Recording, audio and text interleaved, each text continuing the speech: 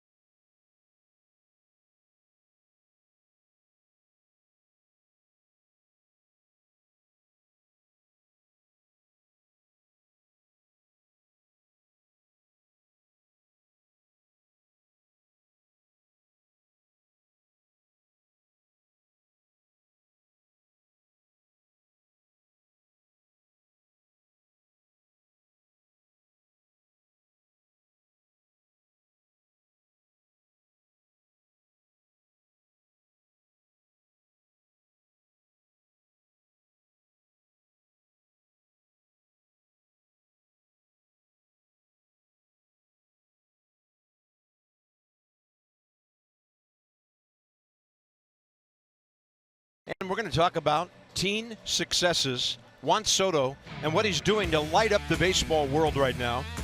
So his teenage records, he's going to keep adding to some of these. 27 extra base hits in his first 203 at-bats, most ever. First since 1898 with a homer in 3 consecutive ball games. He could stand alone tonight with another one. And then we talk about the multi-hit games, the multi-homer games, and the 5 RBI games. He just keeps doing things that haven't been done by young players, FP, in such a long, long time. And it all started, some of this stuff, against the Yankees. We're showing you the far ones. Check out the exit velocity. This was at home, obviously, against the Yankees, 112 miles an hour. This one at Philadelphia, 112 miles an hour if you round up. The one in Yankee Stadium's my favorite. This one, oh my goodness. That one's still rolling somewhere in New York. They haven't found that one yet. And here's the last two. Thursday, this was a low tracer, just 110. Look out! Don't try to catch that. And last night, a big bomb from the teenager. Come on, he's 19. I just marvel at what he does every single night. Yeah, take cover out there, everybody. Incoming. Juan Soto, his smile, his confidence level off the charts, and check out the OPS this season. Highest in the National League with a minimum of 200 ABs. Rookie of the Year. Yep, and pretty soon he'll have enough at-bats to start chasing some real people on some real big lists. Bryce has come alive. 6 RBIs his last 3 games, 11 batted in his last 10 games, and against the Marlins, 24 long balls, 72 career RBIs. He likes this yard. He likes their staff, and we'll get it going here in just a moment.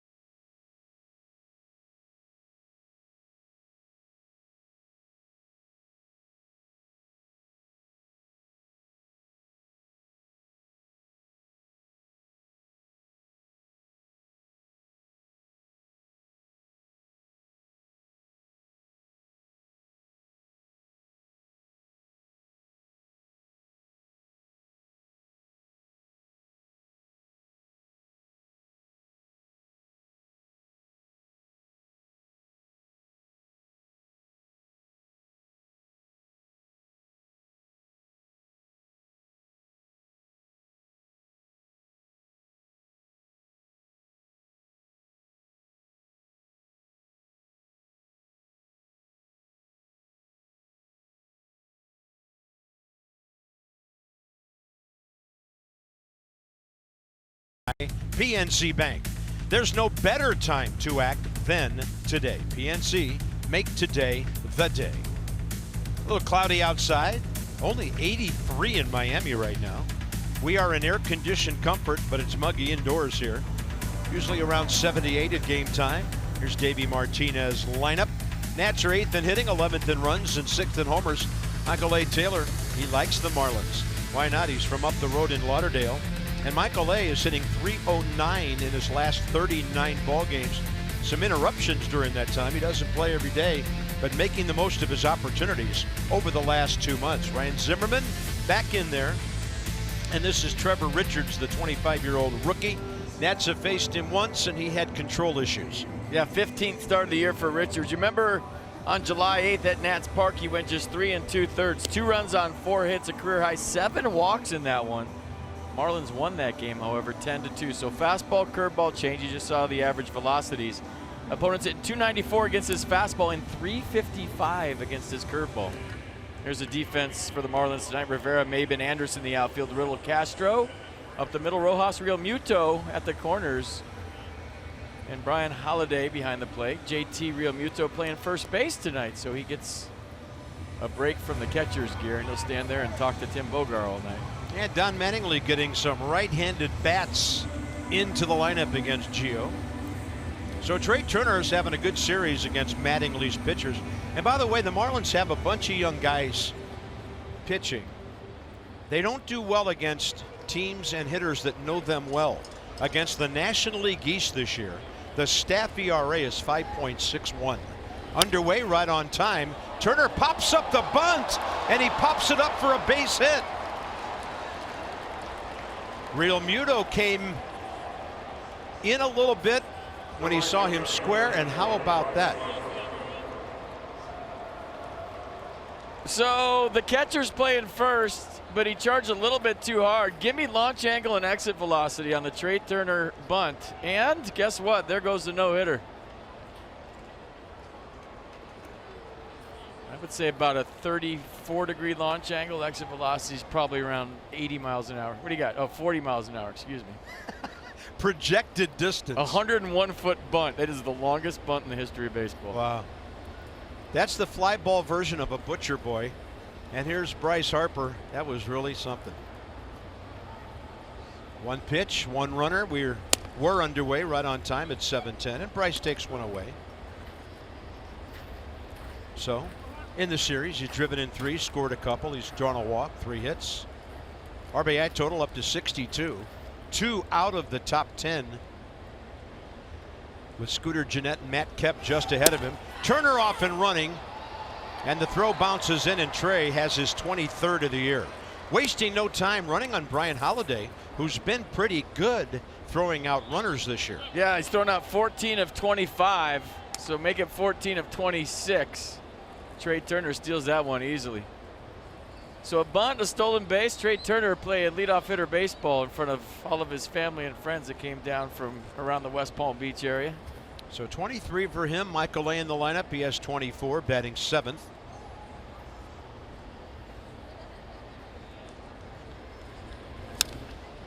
Bryce Harper took a couple of nice line drives to left field for hits last night. In his 3rd and 5th times up.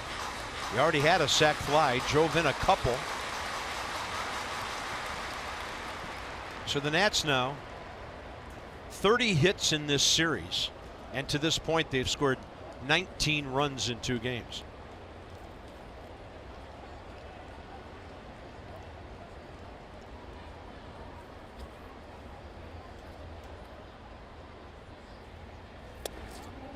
Good take, 2-2.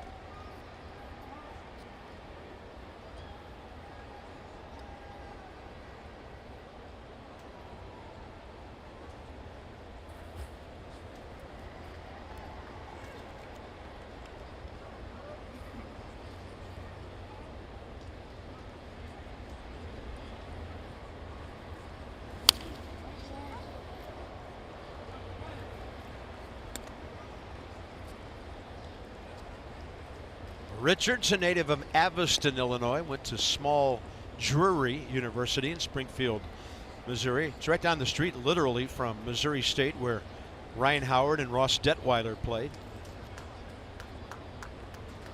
Making his 15th start, and the opponent's batting average at .264. 2 balls, 2 strikes with nobody out. Harper fighting one off, and the ball slicing foul.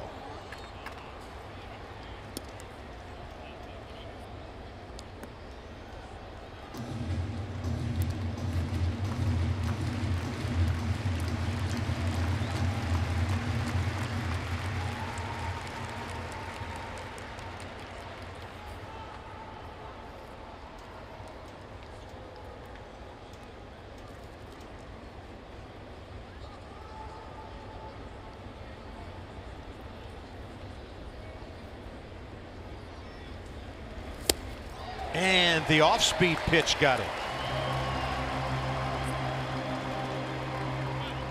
Yeah, made him aware of the fastball in and then pulled the string on the changeup right there. That's his best pitch.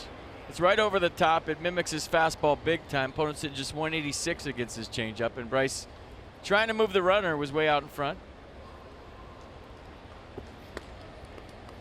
Ryan Zimmerman had a big hit here on Thursday night, a 6th inning double that got the Nats back even after they trailed 3-0. Then they won it going away 10-3. So that was his 18th RBI. And Turner getting a jump and heading for 3rd. He's under the tag and safe, and somehow grabbed the bag. It looked like he was going to slide clear over to the grandstand.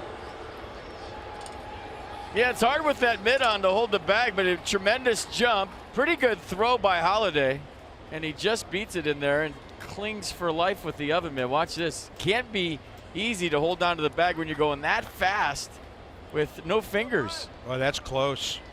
Super close. Marlins took a look, decide not to challenge. So Trey Turner picks up 2 bags just like that.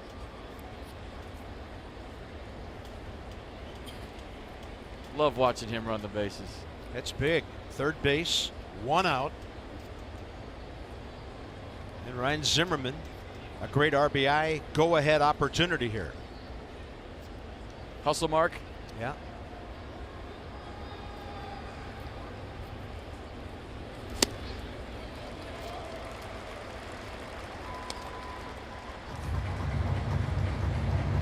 So that was the 3rd of his 5 at-bats on Thursday. Ryan was the only position player who didn't see action last night. 13 of his 29 hits this year, extra bases.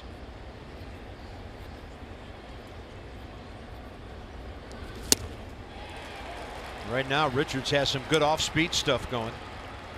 He has struck out 64 in 70 innings.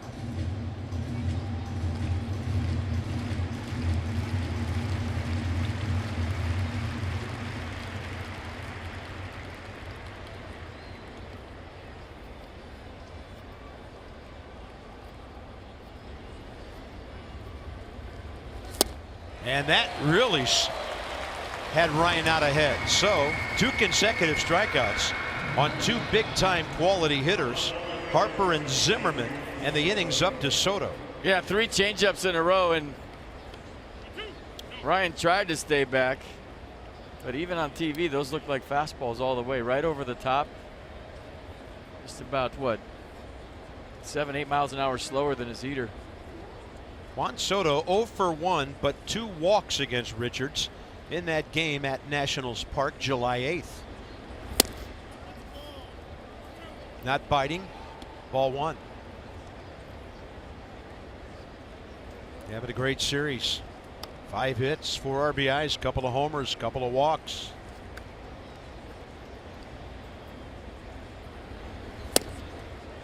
Did he stop?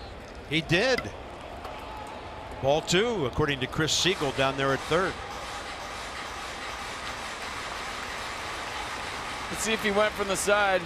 It's so hard for a hitter to get away from the fastball and sit on the change, but you feel like with Richards right now, he's trying to just wear that changeup out. He got a good feel for it. Soto pulls a 2-hopper over to Real Muto, and that's it for the Nats. Trey Turner tried to manufacture a run, and at home, Gio goes to work.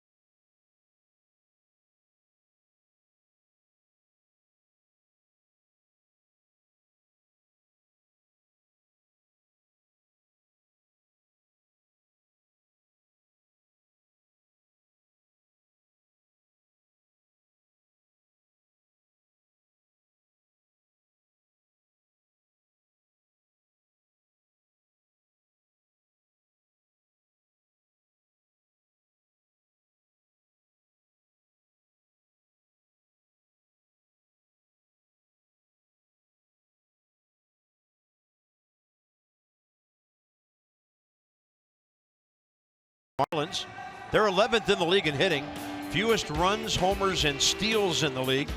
Don't blame this guy. Their number 3 hitter is 4 for 8 in the series. Real Muto always hits the Nats well. 13 homers, 50 RBIs. He's playing first base tonight. Yadiel Rivera, first appearance of the series, as well as the catcher Brian Holiday. Gio looking for win number 7 on the year. And win number 11 career against the Marlins. He's 11-10-3 with the 1.93 and 17 career starts.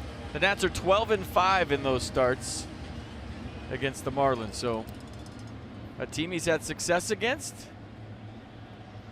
And the Nats need a big one out of Gio here tonight. We told you at the outset about Tanner, then Tommy Malone, then Max last night. And when this staff is going good, they kind of feed off each other. So here comes Gio. So this is the pitcher's version of keep the line moving? Yeah. Miguel Rojas 0 for 4 against the Nats in this series. Gio's first pitch, a good-looking heater, called by Tim Timmons, the 19-year veteran who has the plate tonight. Rojas at 254, but hitting 323 for better than a month.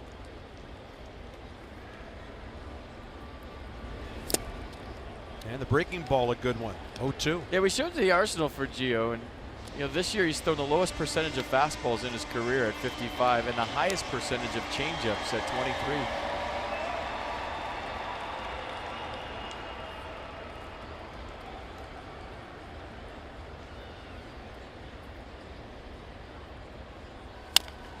And comes with a breaking ball again, Mark Reynolds.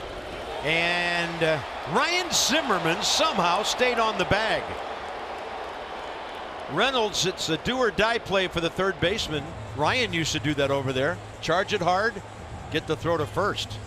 That was some kind of play by both sides. Well, we'll see if it was. Let's see if he was on there. And I think we're playing on, so he was. Just for a millisecond, a nanosecond.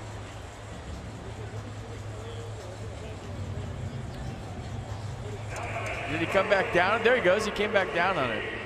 At least that's what I'm going with. Nice play. 1 out, Brian Anderson, the hitter.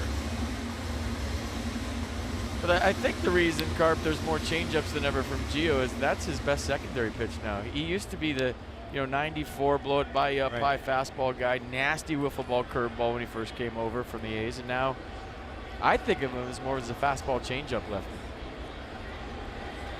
Maybe he's going to throw more curves tonight because he's already thrown 3 or 4. Anderson at 283 with 114 hits, 7th most in the league. 2-0.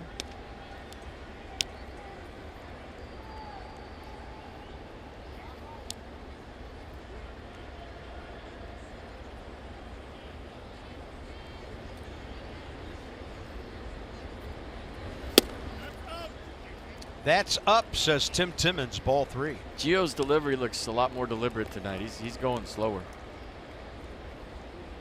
His windup has been a little bit quick lately, and it's obviously affected his command with 5 walks last start. But watch right here. This is way slower.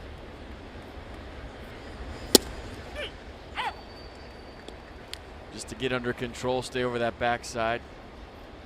Stay over the rubber longer with his head to get the release point out in front and get that fastball sinking downhill. Watch right here. Look at that. That's way more deliberate.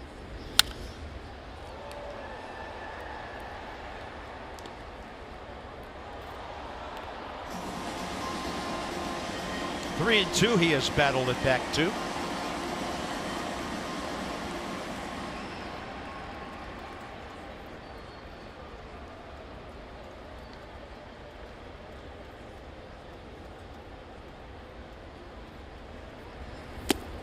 And he walked him.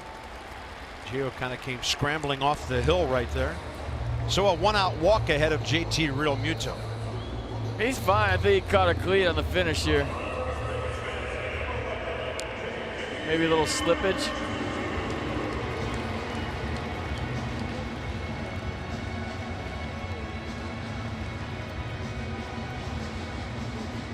Real Muto at 309, 8th highest batting average in the National League.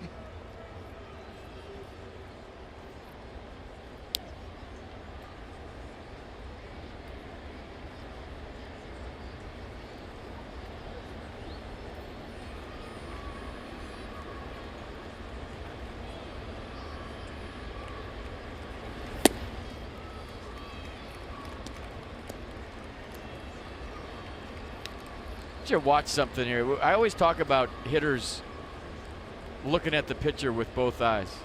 You know, you see some guys that kind of just look out of their left eye. Watch JT Realmuto's head right here. Check this out. He is square up to Gio Gonzalez. Look at that. So he's using all of both eyes to see the baseball here. Where a lot of guys, Carp, just a right-handed hitter peek out of their left eye and their right eye's not really seeing. I mean, it's a good lesson for any hitter that you want to use both eyes and square them up as much as possible to the, just like when you're playing catch with somebody. You don't play catch looking out of one eye with somebody, right? You're looking square at him, and maybe why he's hitting 300. 6 for 24 with an RBI against Gio. He's going to ram one hard out to left, and Soto comes on to make the grab. Nats had him well played. Juan was well off the line and grabbed it for the second out. Yeah, nice play by Juan. Good swing by Realmuto. See what I'm talking about? He's looking with both eyes. Kind of talking to himself too. Closes up the front side, short compact swing, and he knew that was an out. Juan Soto coming in hot, making the play.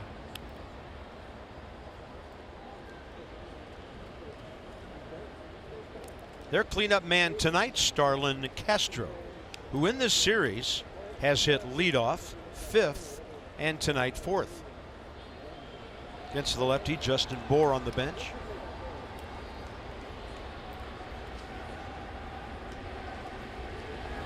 Castro, good success, 7 for 20 against Gonzalez. There's the defense tonight. Ryan Zimmerman back at first. I think the only change, right? Eaton has a night off. Michael A. Taylor in center. Yeah. Adam Eaton's been on base 5 times in this series. He'll be in there somewhere tonight. Castro 118 hits, eclipsed by only Markakis, Freeman, and Jeanette on the National League hit list. Big gap left center as the outfield's around to the right some.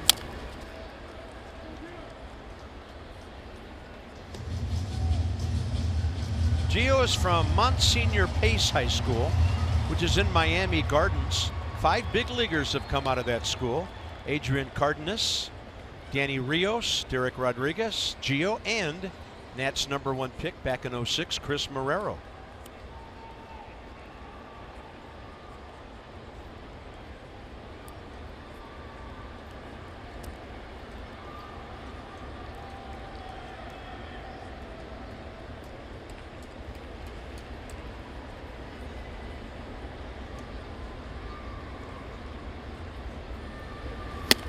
Fastball up.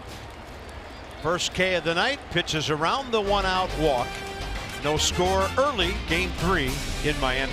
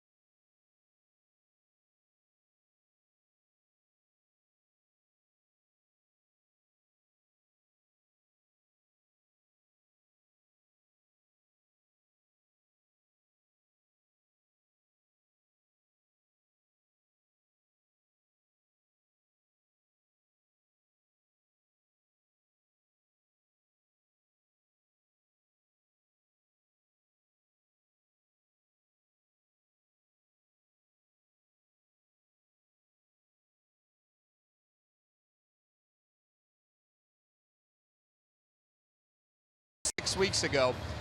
he hoped to come off with his normal stroke locked in and with that extra base thing going, but that's not how things worked out. So Murphy said last night he viewed it as he had two choices. The first choice was feel sorry for yourself. The second was keep grinding away, and he obviously took the second option. He's been putting in some hard work with Kevin Long and Joe Dillon, the Nationals hitting coaches, and it's paying off. Over his last 13 games, guys, Murph's hitting .425, and that extra base gap-to-gap type of Daniel Murphy stroke that we've seen over the last couple of years is back. 5 extra base hits in his last 13 games as well. Yeah, Dan, it's coming. Batting average up to .277. 4 hits in this series. I don't think he's ever felt sorry for himself a day in his life. It's not his makeup. It's not the way he's built. And we talked about it at the outset of the series on Thursday. The team could have done that, right? Yeah. Strasburg back on the DL, Anthony Rendon at home taking care of family stuff. You know, a lot of things not going your way. You go two ways. You can say, hey, it's not our year, or you could buckle up and put your helmet on and say, let's do this. That was way inside.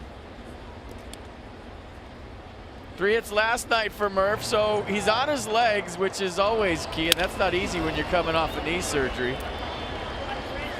And that's just a blooper, but he did some damage here too. This one in the gap would have been a home run in a lot of ballparks, not in this place. And then the bat flip finish, and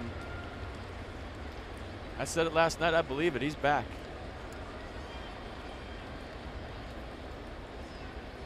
$18 for his last 43. 3-1.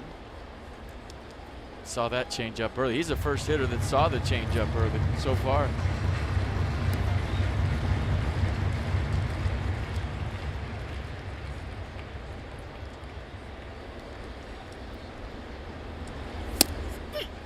Strike call.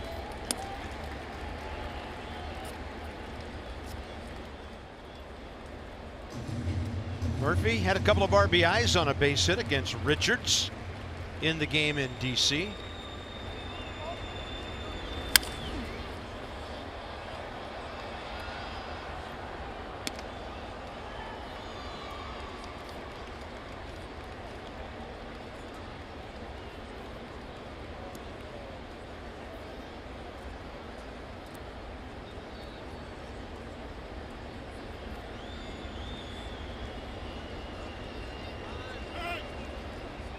You heard Daniel say time, and Tim Timmons gave it to him. You can hear everything here.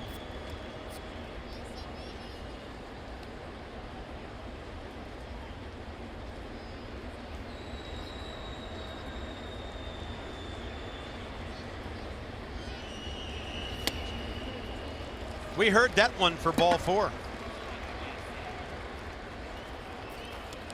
All right, Nats fans, the annual Harris Teeter Food Drive is this weekend, or the weekend of August 4th and 5th. Nats take on the Reds. Bring non-perishable food items to the center field gate. And you benefit the Capital Area Food Bank. If you donate 4 or more items, this is where it gets good. You can receive 2 tickets to a future Nats game. Visit Nationals.com. So August 4 and 5, Reds in town. Bring food. He's got his glove on. He's taking a picture of his glove. Mark Reynolds is 1 for 6 in the series, but they've walked him 4 times. Did they circle his name after that Saturday night game in DC? We're not going to pitch to this guy in the series. It's just kind of worked out that way. They've had a hard time pitching to all the Nats. 2-0. Last 19 games, 13 RBIs, including that mammoth game at home. And a batting average of .385. Like in July.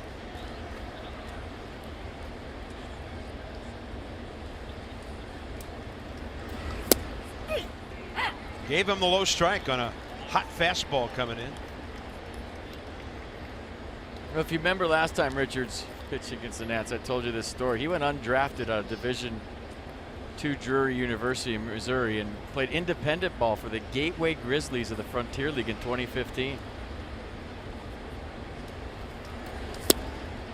Had an off-season job as a substitute teacher, and then finds himself on a big league mound. So awesome. From Independent ball to the Marlins signing him in July of 2016 to pitch in the big leagues.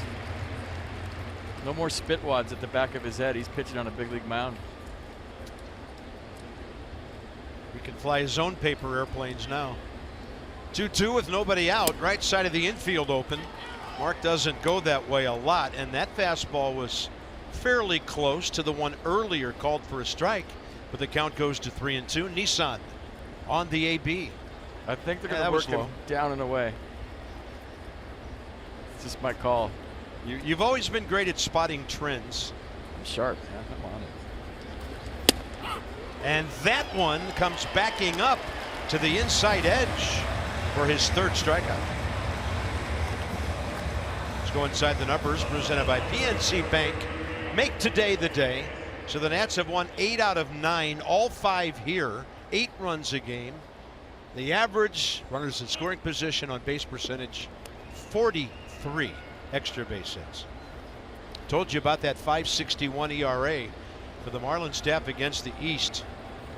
The Nats have the most to do with that of any team in the division against these guys. Marlins are 3-6 against the Braves, 4-5 against the Mets, 5-4 against the Phillies, but they've been dominated 8 of 9 by the Nats.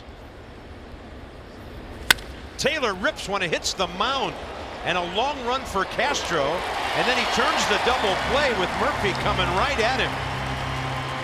That was an interesting and tough to do 4-3 double play.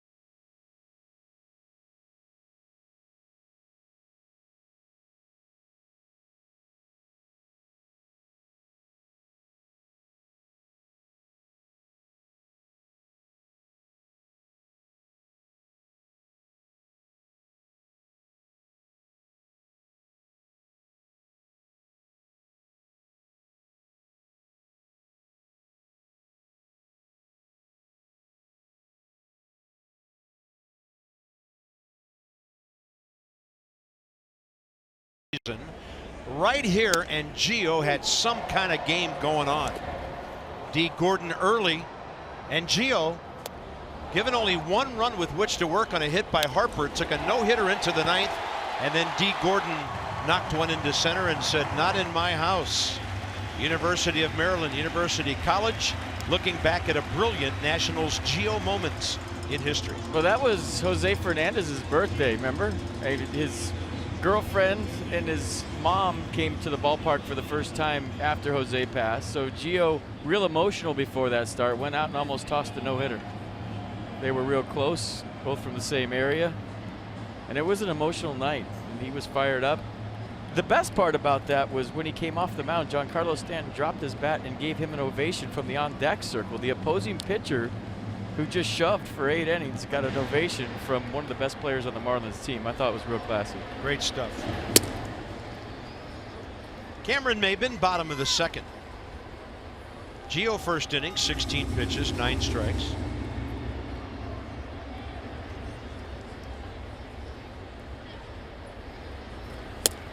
Couldn't bring the curveball all the way back, ball 2.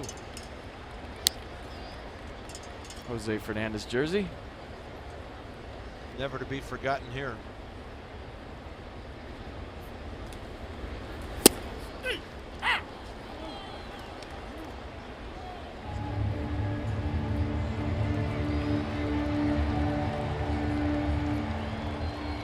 Maben against Gio, career 2 for 11. You talk about that. I mean, as sad as it was, and as broke up as we all were in the baseball family, the offense they had here, the outfield they had here, the lineup they had with that guy, they were just on the verge of starting to build something special. And strictly from a baseball standpoint, how far back did that set back this franchise? Because now you had a starter here, a starter there, with that outfield that I thought was one of the best outfields in baseball, with Yelich, Stanton, and Ozuna. And Jose, I mean, they were close, and now they're rebuilding everything. Wow, what a grab by Reynolds, and he finds the target, and again, Ryan Zimmerman stays on the bag.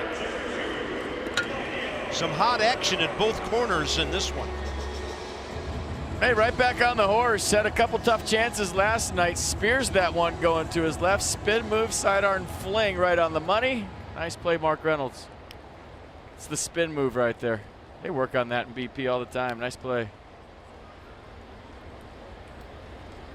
So each leadoff man's been retired by Reynolds and Zimmerman. Here's Yadiel Rivera, the left fielder. 26 years of age, from Puerto Rico. Signed as a minor league free agent last November. Part of the Milwaukee organization most of his professional career. And he hammers one to the left side. It's Trey Turner's turn. And Zimmerman couldn't quite make connections with that one. Trey's got his hands on his hips. I mean, he's playing hard tonight. Trey Turner is all over the place. The bunt, a couple stolen bases. He's got a scab on his elbow. Now they dive and play. He had to hurry because Rivera can run. If that's an average runner, he probably takes a little more time to make the throw, but he had to spin, pick up the target, and let it rip all in one move. And there was no way Ryan was getting that one. Great effort by Trey Turner. You'd love when guys are playing like that behind you. They have given Trey Turner an error on the throw. Well, that's not even close to being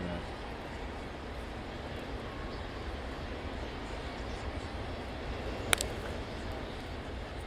Maybe after they get their so-called first hit of the game, they'll change it back. I mean, if it goes in the camera well and he's on second, that's a hit and an error. But no, that's a hit all the way. Here's JT Riddle, 0 for 5 in the series, 0 for 3 against Gio.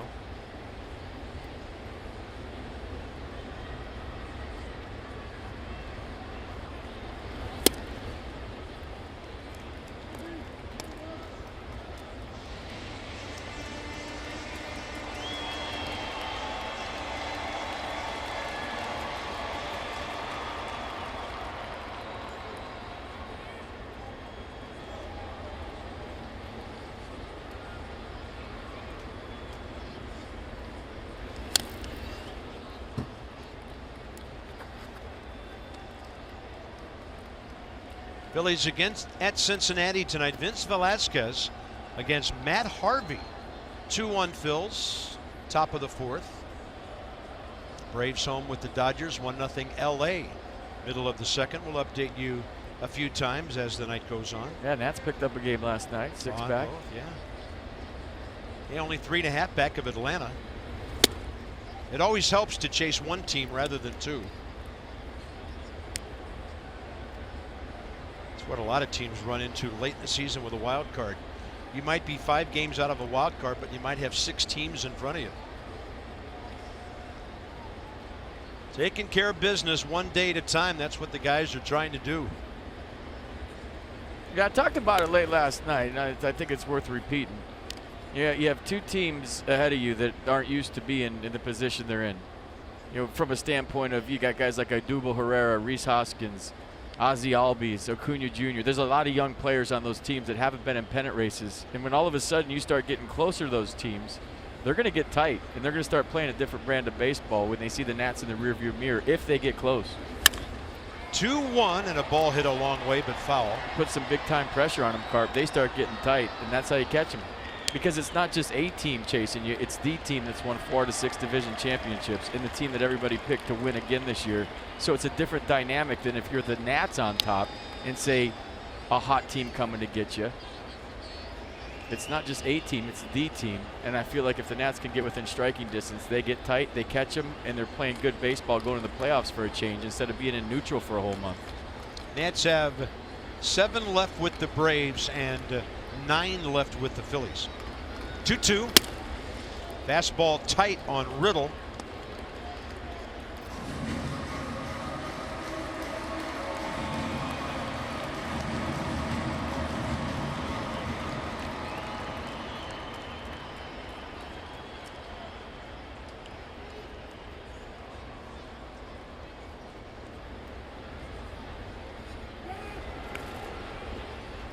They check that ball.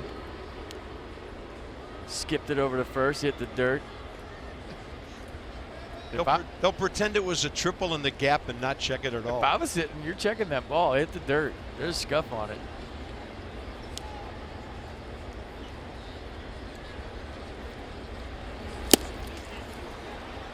They had the runner hung up, but he decided to go back, and he is safe. Strikeout of Riddle.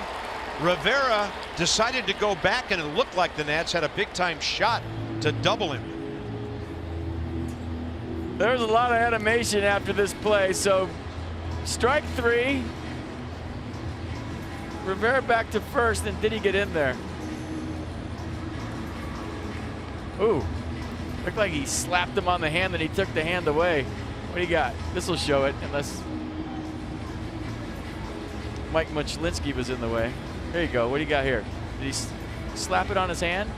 Oh, his hand just hit the brakes. Nats will challenge, by the way. Watch his hand. They just anti-lock brakes, and then he goes over the glove. Sure looks out, doesn't he? I don't know why he stopped his hand like that. That was magic. Watch, this is magic. Now you see it. Now you don't.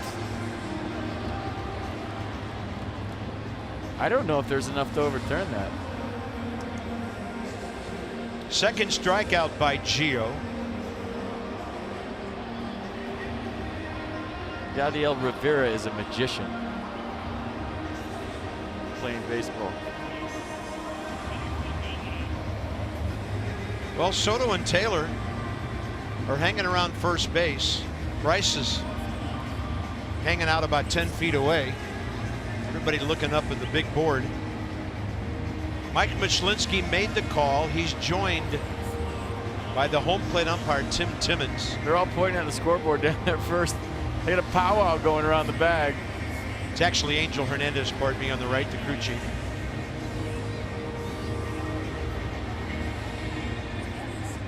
This is fun. That's a good angle right here. What do you got?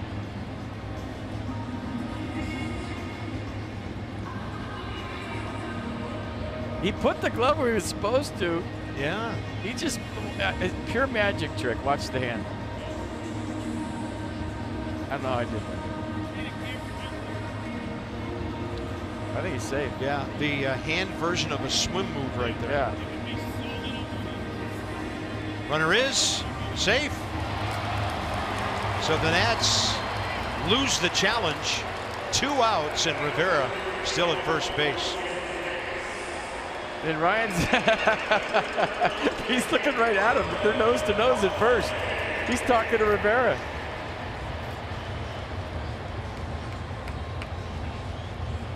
It's not your fault, Ryan. He's missing a hand.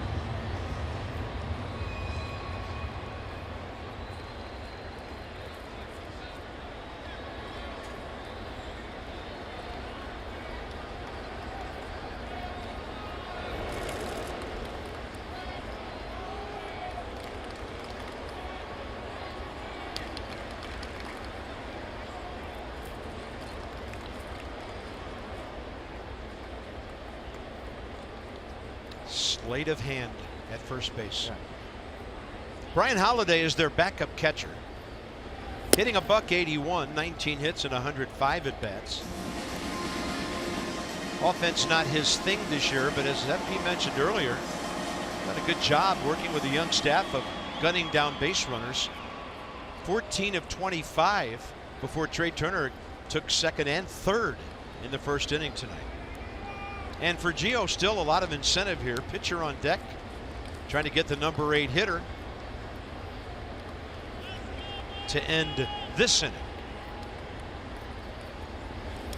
That one skips in, and Matt Wieters goes backstop there. I can't believe Rivera didn't go, because there's no way he'd make an out. He reached on an error, got back to the bag. He should just run, because he's going to be safe. He could disappear halfway to second base and we wouldn't even know where he is. That's what I'm saying.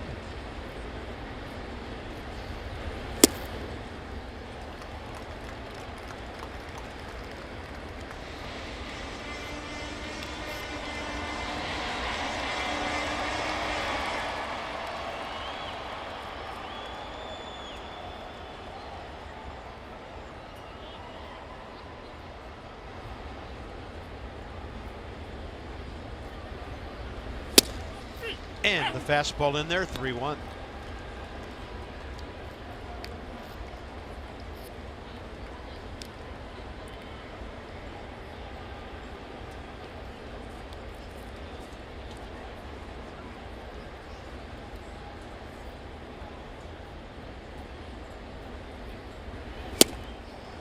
Couldn't catch up to 91 tailing. Yeah, I like what Gio's doing tonight. He's really trying to slow everything down, not just his delivery between pitches. He's taking deep breaths. He's not going to let this one get away from him, it appears. He's making the adjustments. See, even this right here is unlike Gio. He's usually thrown it by now. Ball hit to right center. Bryce Harper has it. A runner stranded after a so-called error. No score.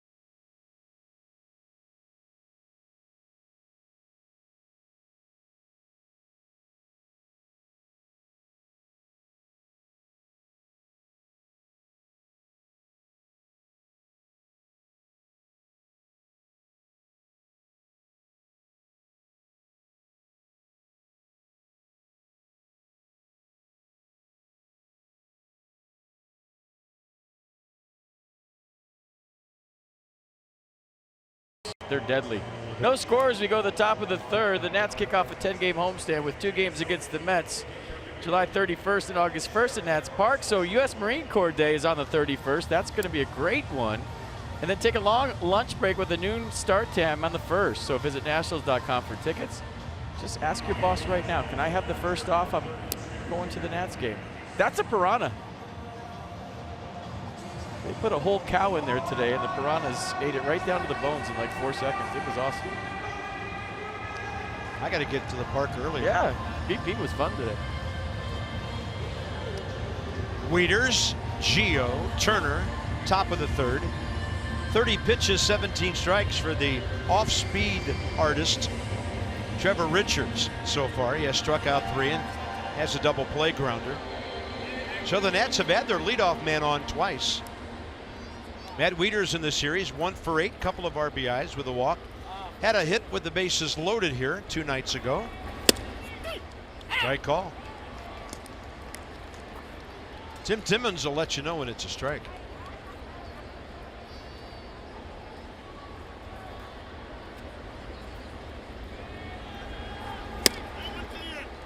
That one's in. If you're a home plate umpire, you have to love umping in this ballpark, right? It's just like when you're in your hotel room working on your call. You can hear it just the same. Off-speed pitch and right to Real Muto. Next up is Gio. All right, as you enjoy Miller Lite, look forward to the whole true moment later in this ball game.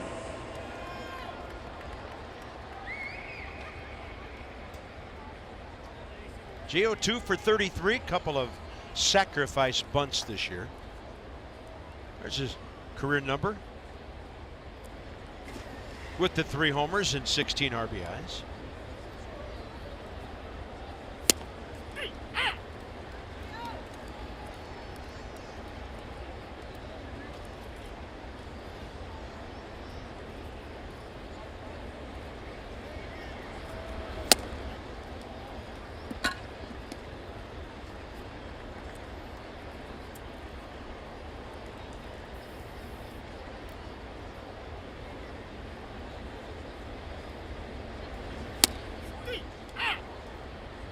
One and two on the outside edge.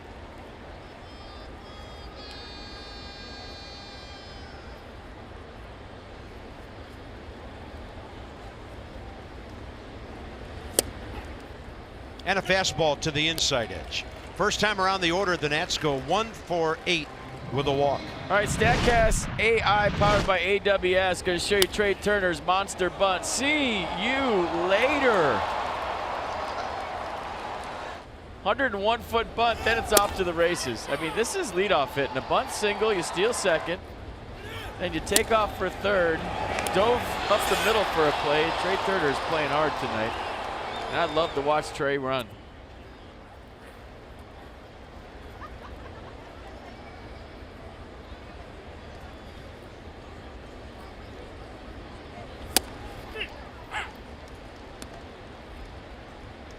Added 2 points onto his average with that bunt base hit. How many triples would Trey Turner have if he played 80-some games in this yard? Wow. 100.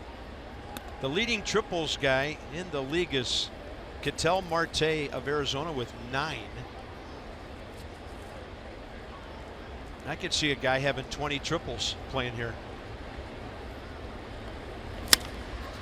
Some can threaten to hit it out of the park, but it's going to be caught at the edge of the track by Rivera. Trey didn't quite get it, and the Nats go 1-2-3 in the third. Hey guys, cheering for the Nats, trying to make it 3 in a row right here.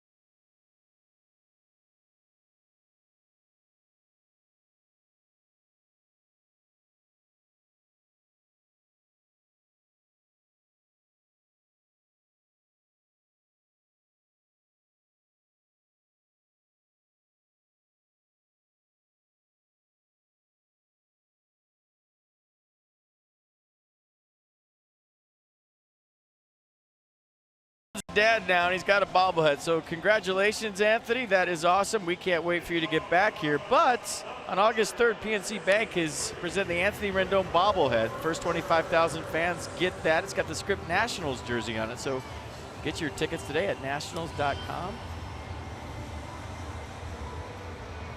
kids are all grown up now. Married, kids, dads, families. It's awesome. Well, recent success against his hometown team. In his career, 17 starts total. The last 14 have been outstanding. Over 8 strikeouts per 9 innings pitched. Keeping it in the yard, quality starts, you name it. Gio's done it. 36 pitches, 20 strikes. First 2 innings.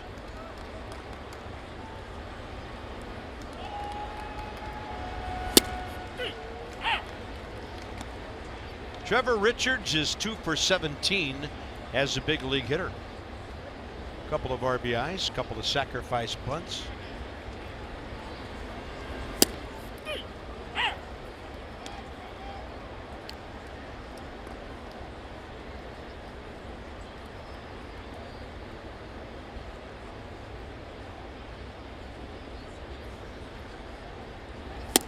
Fastball right in there.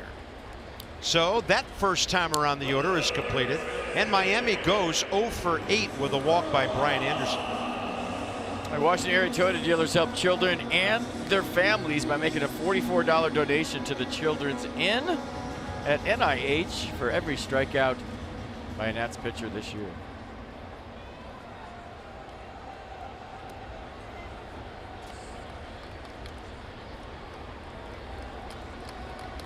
Miguel Rojas, bouncer to Mark Reynolds first time. Mark's even with the bag at third this time. And Gio, locating well, gets ahead again.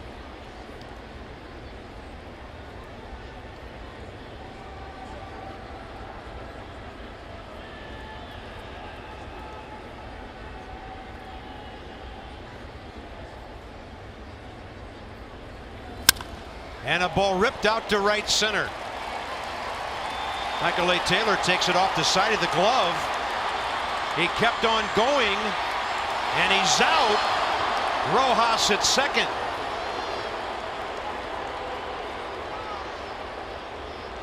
Well, that ball took a weird hop, kind of checked up on Michael A., went back towards center field, and he set him up perfectly. Got him right where you want him. You see that last little hop? That was weird, and then stays with it, and don't run on Michael A. Taylor. How about the blind tag going the other way by Trey Turner? The spin move on the tag. Look at that ball check up, and did it hit something out there? Either way, the trick play works nicely by the Nats. He meant to do that. Marlins having a look.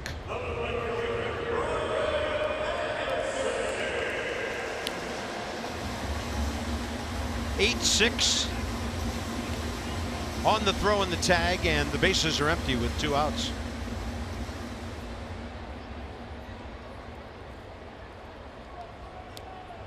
Should they change that other one to a hit now?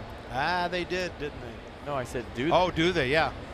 It's a good question because, and who knows if it's right or wrong. Watch the hop on this. It's got some weird rotation. Then see how it just checks up and goes back the other way? Yeah. Some official scores have this thing about the first hit of the game being a totally clean hit or just a total no-doubter. That Rivera one, we thought was enough to be a base hit, so we'll see if they take the error from Turner. For now, it's still just one Miami hit. Well, Gio almost threw a no-hitter here, and maybe he was the scorekeeper that night. It's a good call. Popped him up. Wieters. Yes. He gets an assist and a put out. That was dangerous by those fish over there, and he was not scared at all. Did that hit the screen? I thought it hit the screen live. Nobody's walking off the field, and I think Don Manley did too. I thought it hit the screen from where I'm sitting. Maybe not.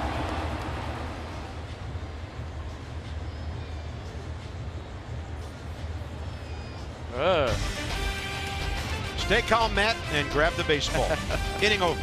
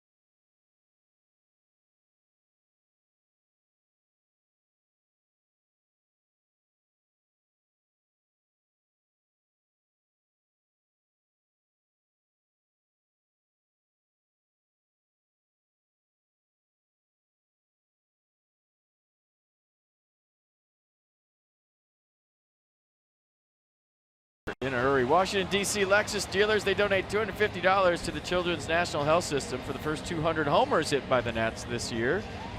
Lexus, experience amazing. Pretty good battles so far. Some very interesting things happening on defense, especially for the Nats. 0-1-1 Nationals, 0-1-0 Marlins. Bryce Harper, top of the fourth.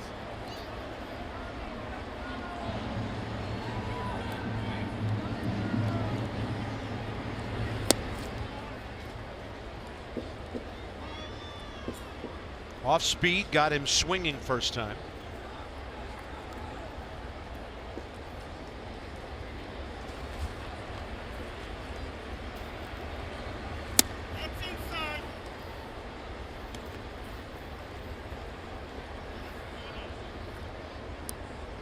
Reds have tied the Phillies 2-2 fourth inning.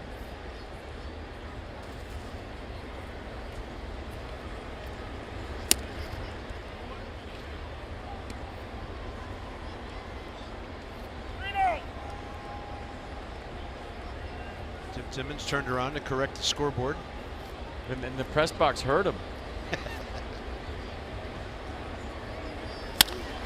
Bryce Harper to center. Maben going back. It sounded better than it ended up looking. 1 out, top of the fourth.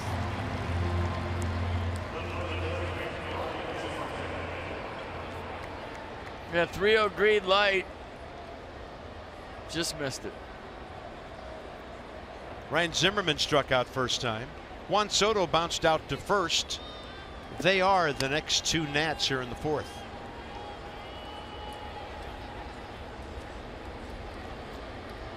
Trey Turner's bunt hit the only knock so far. Yeah.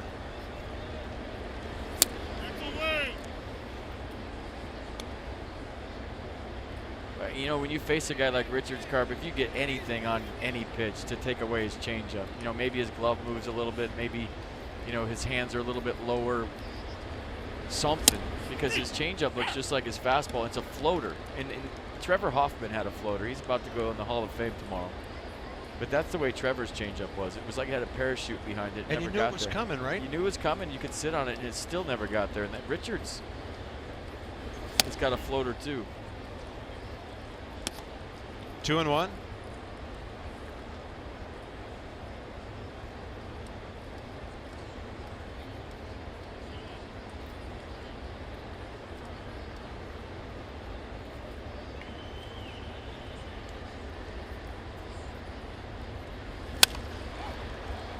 Ryan a little late for the 92 heater. And that changeup's making his fastball play up for the 92 you're seeing on the screen. So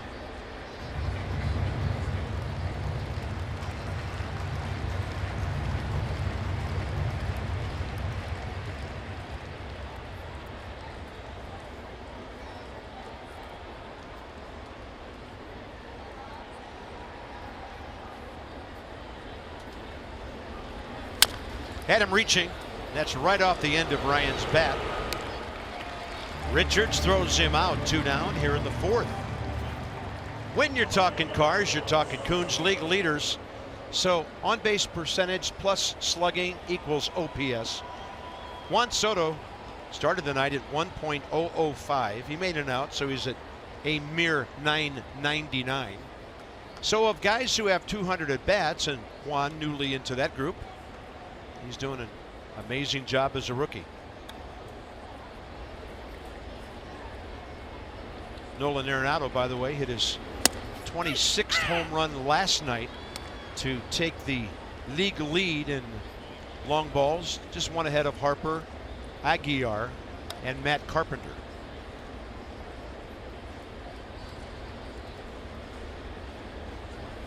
And wonders of all wonders, Trey Turner's error has been taken away, and Rivera has a base hit. I left it blank. Pro move. I don't need white out. You do. 1-0.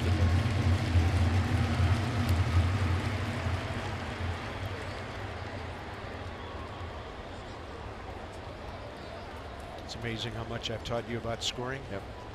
And the 0-2. And everybody for that matter. We should do another tutorial this year toward the end of the season again, where you show people how to keep score.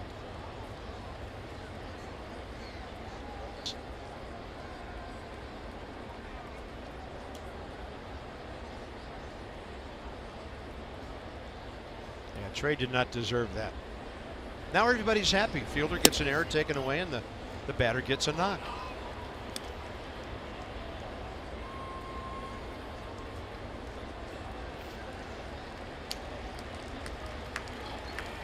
He couldn't be more pleased. I'd love to see his jaw drop on another Soto homer like it did the other night. We had a shot of him just agape when Soto hit one to the upper deck, and Juan had to lean back and hope that thing hit the bat, and it did.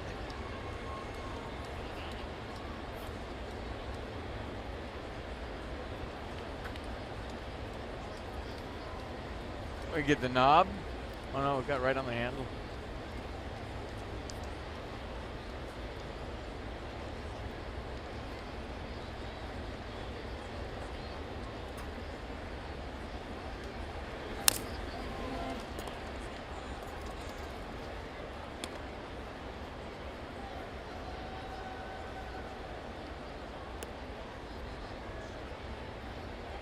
It's like a couple thousand more here tonight than we've had on the Thursday and Friday games. They'll have a massive crowd tomorrow, they think, with that big bobblehead giveaway. 2-2. Can't believe they're giving away pit bulls at the ballpark. That's a little scary. A pit bull bobblehead tomorrow. Got one yesterday. I think it's awesome. 2-2. Elevated, and Juan tried to get over the top of it. I'll tell you what, I Instagrammed a picture of that bobblehead yesterday. I've never got more response. Everybody wants one. Well, good fare still available for tomorrow's game here in Miami. Hop on the plane and join us. I heard he's not even coming to the game. He better show up. It's his bobblehead. He should do the anthem. Soto up the middle for a base hit. Another great at bat.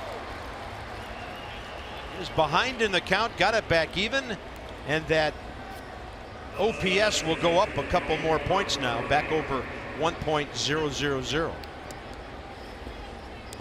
Yeah, 6 of his 13 homers with 2 strikes, and now another base hit with 2 strikes, and all the people that said he can't hit with 2 strikes on Twitter, that's why you're on Twitter. Another knock for Juan Soto with 2 strikes. Has anything more untrue ever been posted? Who could possibly say he can't hit with 2 strikes? He is so fun to watch, I'm telling you what. I mean, he'd be fun to watch if he was 29, but he's 19.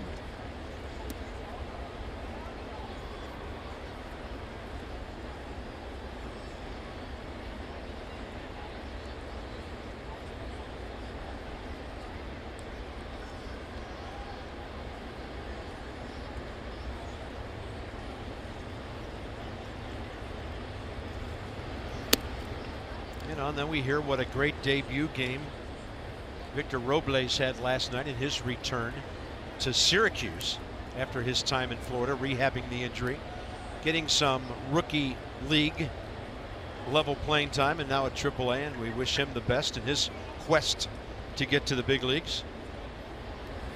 Oh, sounds like we had a balk. Did he not come set? Soto's going to second. If they call the balk call early enough, as a hitter, you can swing and you can put the ball in play. And if it's a hit, you take it. If it's not, you do it over. That was a late call by Tim Timmons on the balk. Murph didn't have a chance to swing here. Watch how late it is.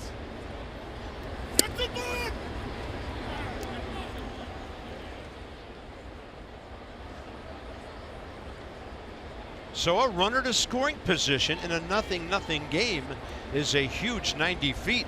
With Murphy sitting in there and a hitter's count of 2-0.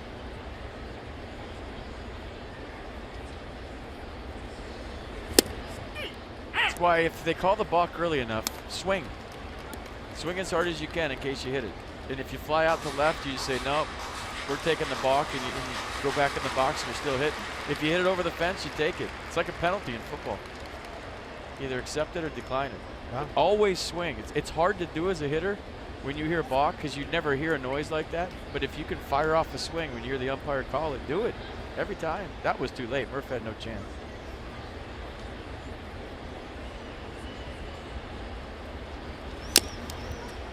Foul ball, Pick off. 2-2. Had a pickoff play on there. Riddle was sneaking in and Holiday was throwing.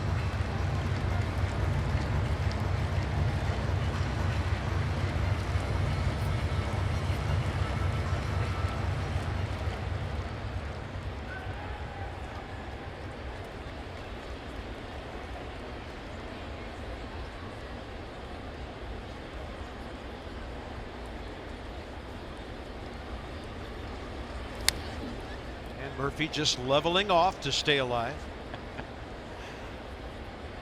The finish right there for Murph was classic.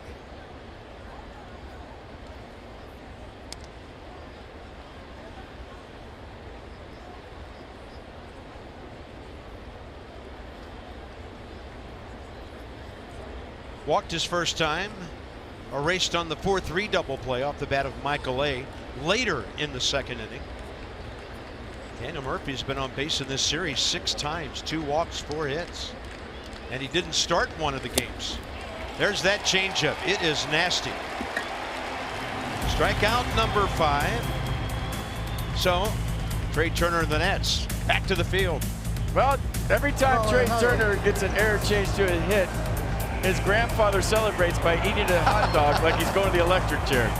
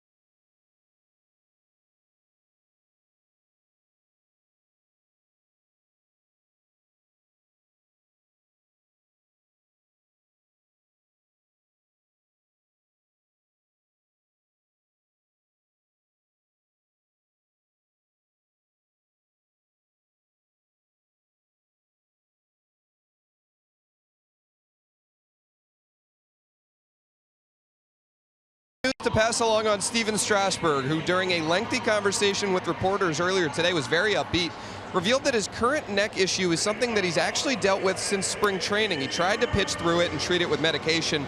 Thinks it slowly caused his recent shoulder problem and then became more of an issue following his start in Milwaukee. As I mentioned last night, Strasburg got a shot to address the nerve issue in his neck.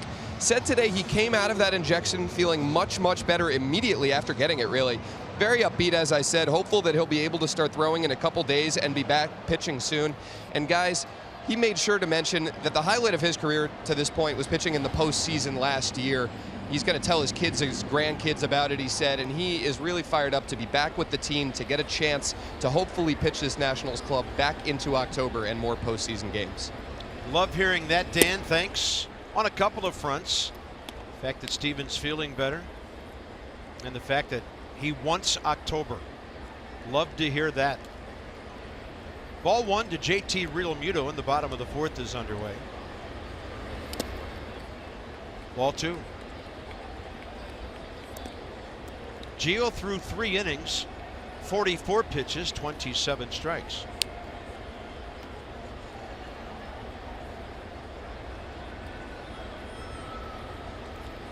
Realmuto really hit it hard first time. Soto to his left to grab it. Ball 3.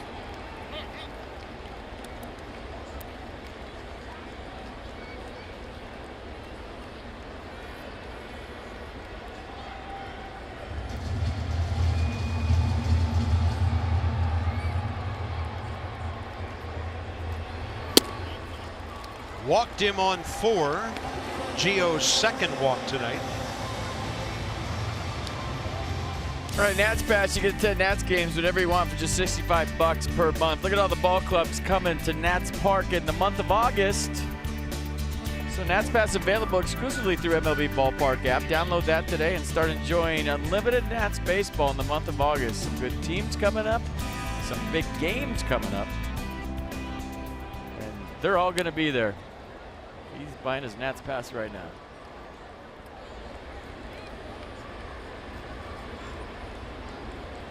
Castro struck out swinging first time.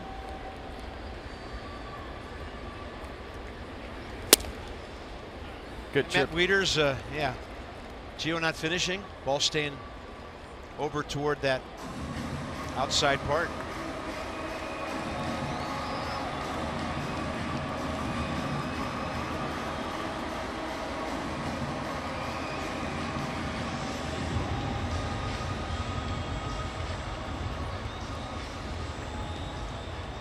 Yeah, at times you can go quick for Gio, and Matt Wieters with a little band-aid right there, just saying, hey, you're fine. Give me a ground ball right here. Let's turn 2.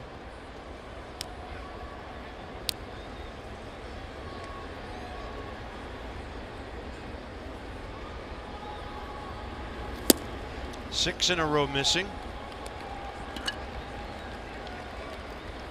Arms dropping a little bit. Yeah, I heard Don Mattingly on their pregame show saying, as a lot of skippers do when they face Gio, we got to make him be in the strike zone. We can't help him out.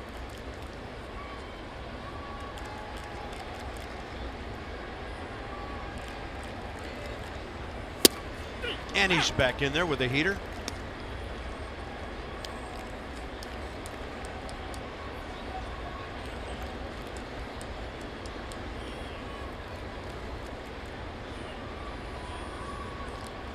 Scoreboard operator scuffling. Yeah, 2-1. We had it right.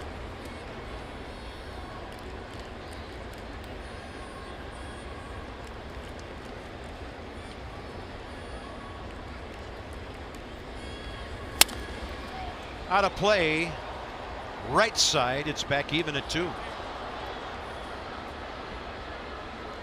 Tonight's Gio's 296th career start.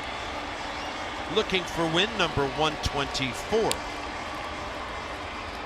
And trying to get his 18 record back even at 7-7.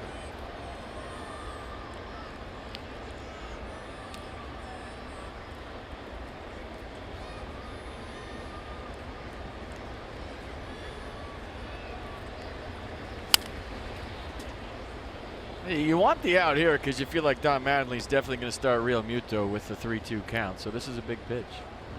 No score, bottom of the 4th. You want the ground ball or the out right here. Don't give him a chance to start the runner.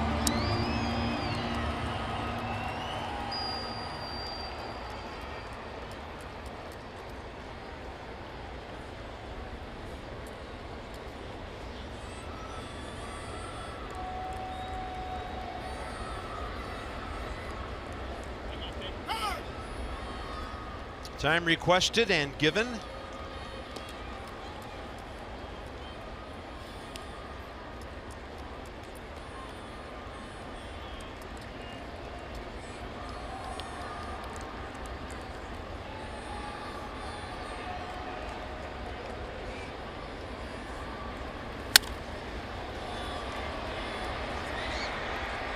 I like the pace. I mean, we like when Gio gets it and goes and the tempo, but sometimes with that tempo it goes fast, then it goes faster, then it goes fastest, and then it goes so fast that he kind of loses command of the ball game.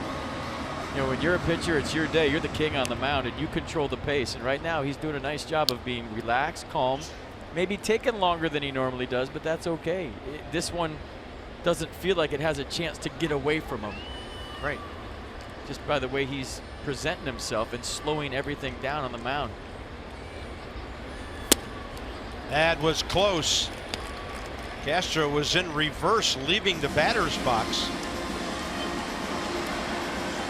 Pretty good contact guy in there. He's one of the leading hit guys in the league, as we mentioned, but Castro has struck out 85 times. I feel like Real Muto's going here. We'll see. Bigger lead. Yeah, it is. Nope. 2 walks to start the 4th.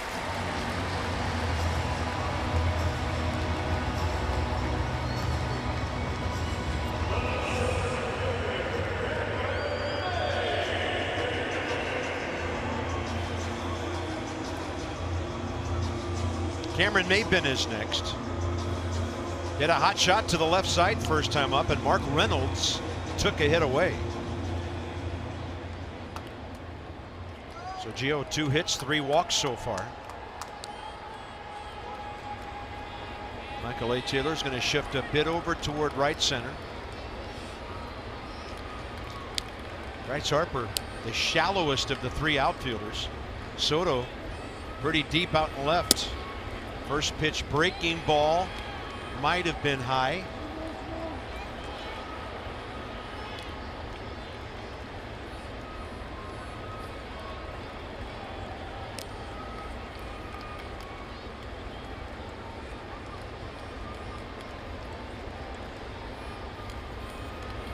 That's close to a balk right there. Did you see that?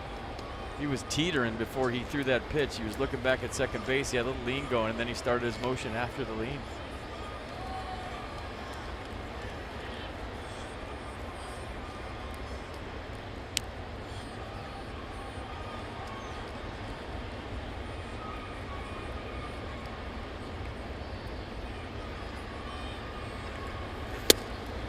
Two and one.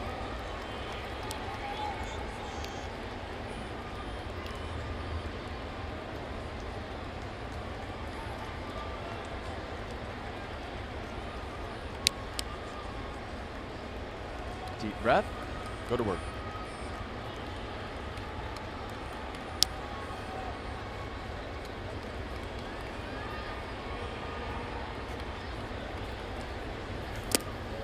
And then Wieters fields that one on a hop.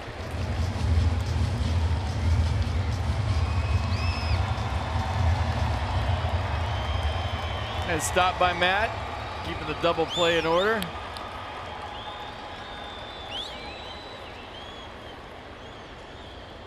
Let's go, he tells himself, and all of a sudden he's not finishing. Kind of cutting it off at the end.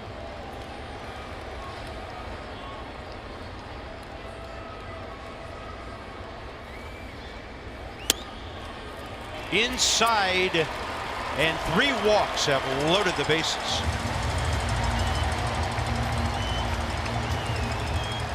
Derek Lilliquist with a second mound visit this inning. Wieters was out there earlier.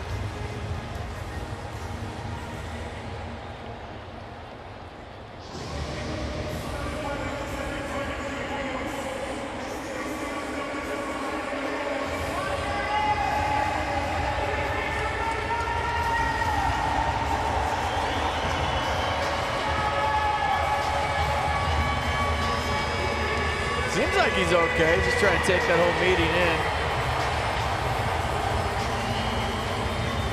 Does he go to the windup here, or does he stay in the stretch? Whatever he's most comfortable with would be best.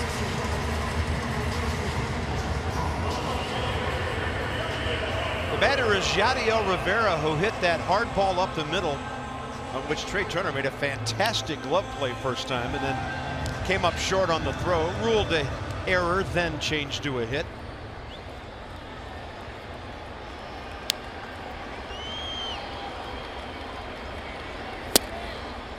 That's a good pitch, but when you're not around the zone, you don't get the close calls. Marlins haven't led since the 6th inning Thursday night.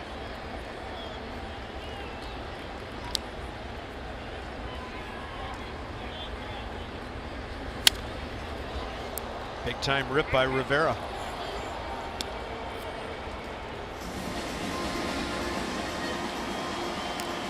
Real Muto on 4 pitches, then Castro and Maben walking behind him.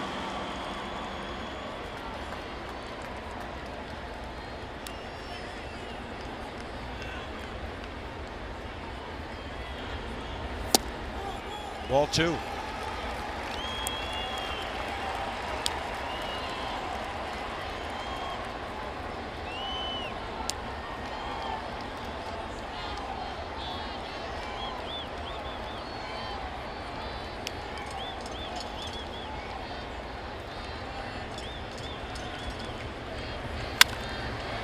This one in the air to right for Bryce Harper.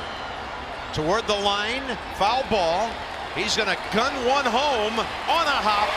Too late. Real Muto scores. Castro to third.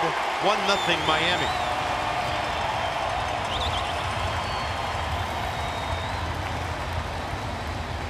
Yeah, good base running by Castro to get to third base here. Bryce threw it to the right place. Just Real Muto's too fast. One hop strike to Matt Wieters. The speed of JT beats it. And Starlin Castro advances to third base with just one out and gives the Marlins another scoring opportunity without a base hit. JT Riddle, the next batter.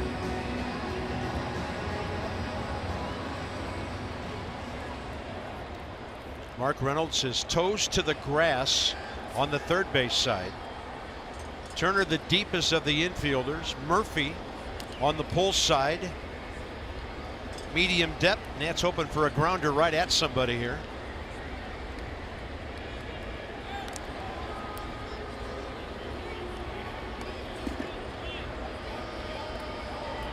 Riddle is a fast base runner.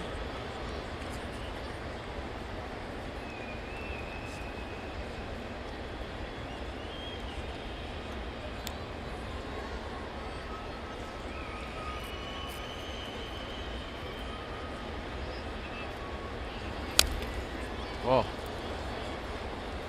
Another foul ball off the body. How many times have we seen that this year? I feel like more than any other year.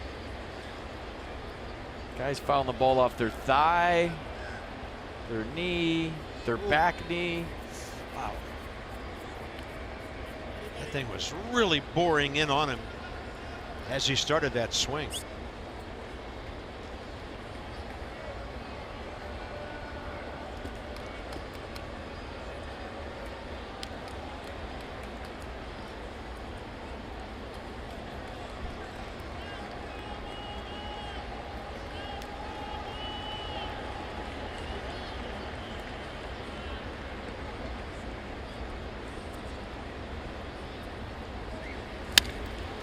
He got jammed. Turner after it. He's going to make the catch. Castro was down the line at third and had to retreat, and a big second out. Well, now you got a choice here with first and third, 2 outs. You got a chance to wiggle out of this. You automatically walk Holiday, but you can be careful with Richards on deck. Nobody up in the Marlins bullpen. He's pitching well. They're not going to pinch hit for him, so choose your poison here. You have confidence in your command with the bases loaded, which, well, seems like he's getting back in the strike zone here. Try to wiggle it out this with just one run. Damage control big time.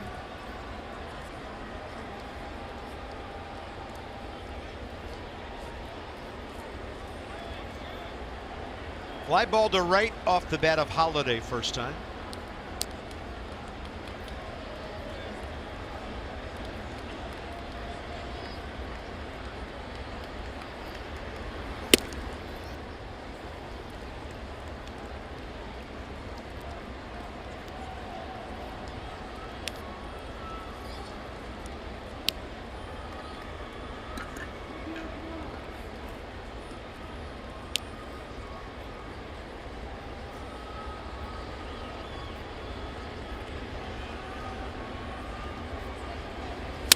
Fastball, and it's hit to left, and Soto is tracking it.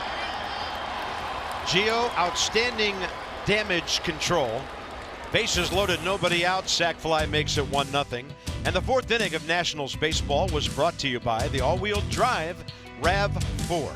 Toyota, what drives you? Visit buyatoyota.com for great deals.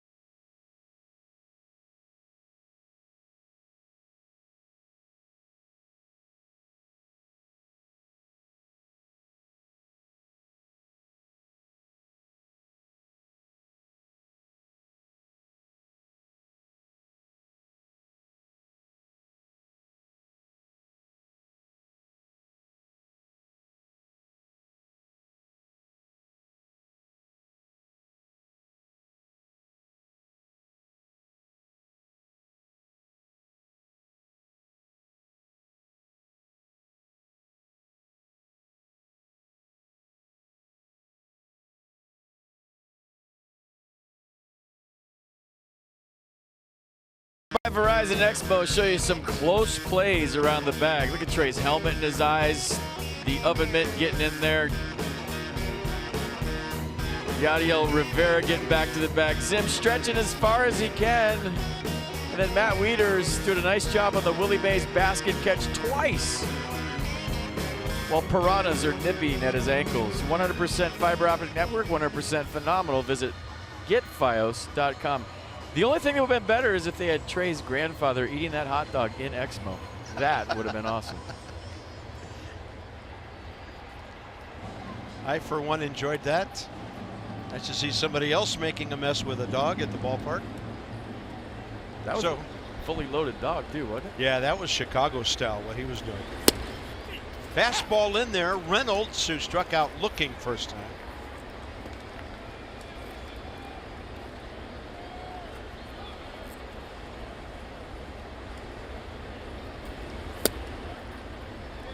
One.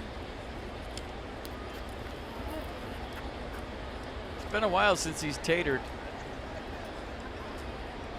See what you're doing here. Just saying. Out ahead of that 83. 1 ball, 2 strikes.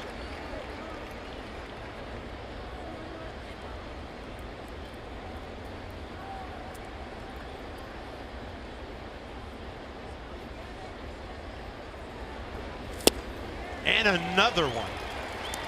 The rookie has struck out Reynolds twice and 6 on the night.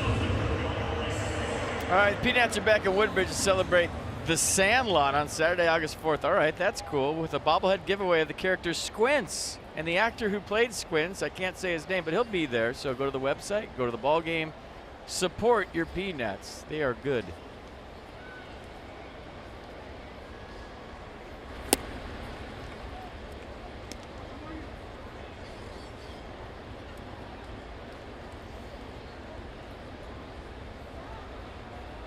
Michael A. Taylor, 4-3 double play ball first time. He hit it pretty hard up the middle. Castro, the second baseman, stationed where he is now on the left side, had to pick it up, make about a 15-foot run to the bag, and then go airborne on the throw to get the double play.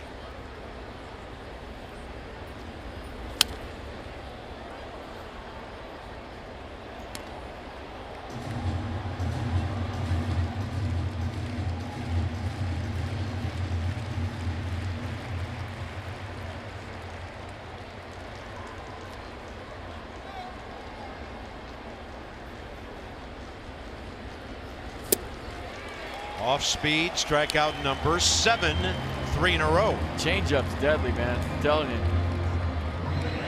It's just floating in there. It's same release point, same arm speed as his heater. And it's just a parachute changeup. Watch this. It just doesn't get there. 84. So Mercedes-Benz on the pitch cast.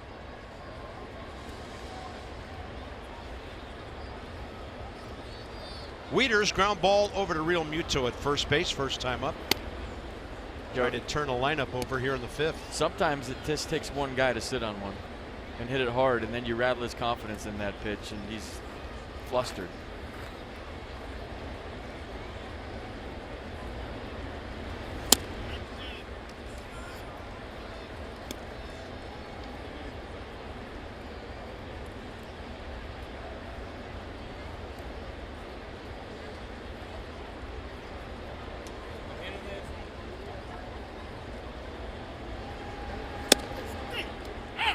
Two and one.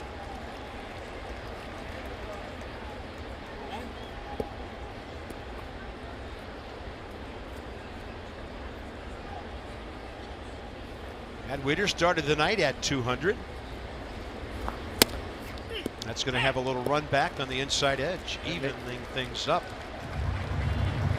Maybe he sat on a changeup there and got the fastball.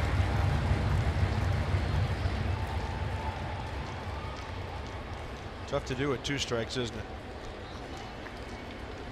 Yeah, Santa Claus is here. Saw him earlier today. There he is. He's trying to fatten himself up for December. Look a little skinny right now. You sit on a throne of lies. That's not the real Santa. Change up comes back for the called third strike. Richard strikes out the side. Each pitcher will lead off the next time their teams come up.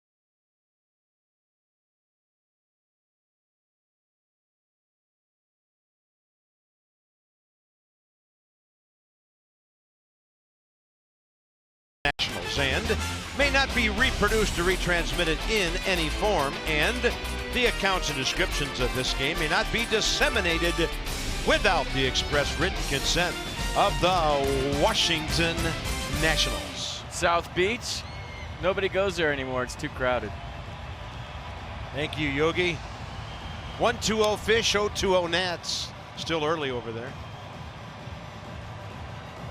Max Scherzer, 8 brilliant innings last night. 1 unearned run on 3 hits. A walk, 11 Ks, and win number 14. The fastball was jumping for Max last night. You figured the batteries would be recharged after all the All-Star festivities and a start after the break. Slider was sharp. The cutter was nasty. I mean, he had it all going on last night. He had no-hit stuff. He had the A stuff going against the Fish last night. Gave up just 1 knock. Struck out 11, and then 200 strikeouts for the 7th straight year for Max Scherzer. He got the ball. He was happy. He finished on a strikeout. And there's the list that he joined last night. Tom, terrific. 2 ahead of the great Scherzer, Clemens, and Big Train. Yeah, that strikeout of Justin Bour, the last batter he faced. Sammy Solis came on for a 1-2-3 ninth, and that was that. Trevor Richards leads off here in the 5th. It's a good 34th birthday. It was a happy birthday to me start.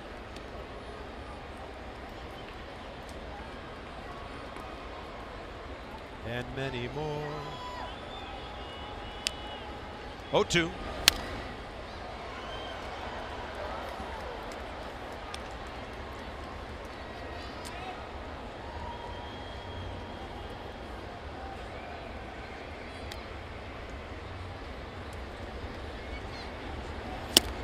Fastball blown by the opposing pitcher, and for Gio, his 4th K of the night. Give Gio a lot of credit last inning. He slowed everything down.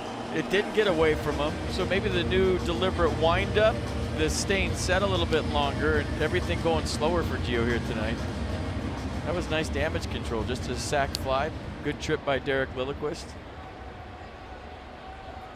Top of the order, Rojas has hit the ball well twice. Robbed of a hit by Reynolds, then a single to right center back in the 3rd when the ball took a funny hop on Michael A. Taylor, hit off his glove. He went for second. Taylor gunned him out.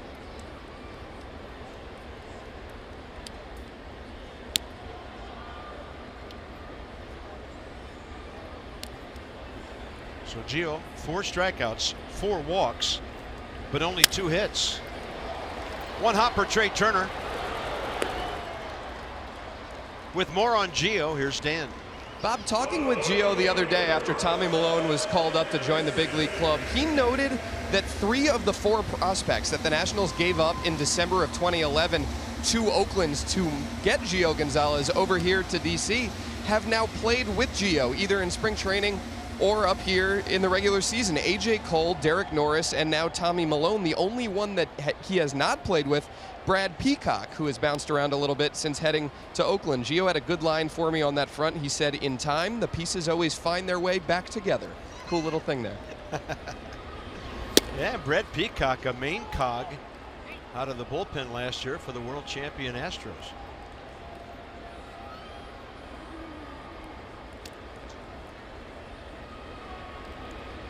Brian Anderson, a walk and a foul out, back to the screen when Matt Wieters caught it near the screen with the catcher's mitt and the bare hand after it popped out, ending the 3rd inning. So here we are 2 innings later.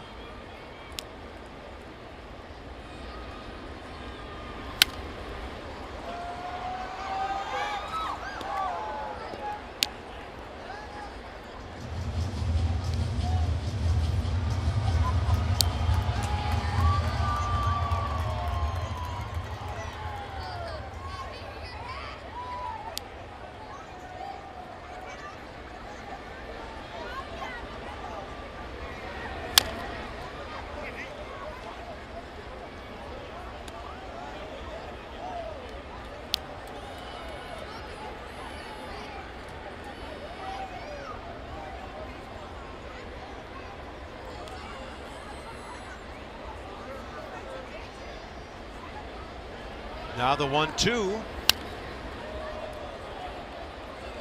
Nothing changing on the scoreboards in Cincinnati, where the Phillies are tied, and Atlanta, where the Dodgers lead by 1. And former Brave Alex Wood has stymied the Braves in that one so far tonight. Stymied, good word.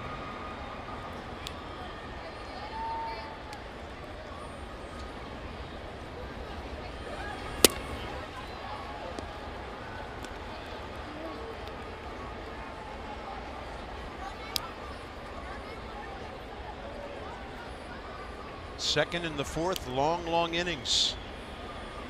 Trying to get his first 1-2-3 here. He faced 3 batters in the 3rd, but there was a Rojas hit in there.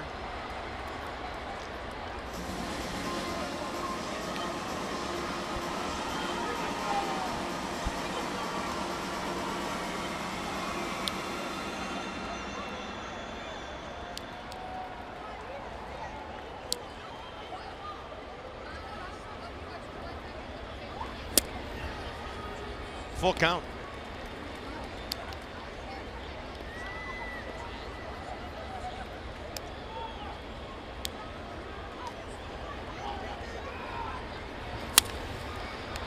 Diving stab by Mark Reynolds to his right. The hot corner has been just that in this game. I mean, on his toes, ready for action. Mark Reynolds with his 2nd web gem here tonight. All out, what a play.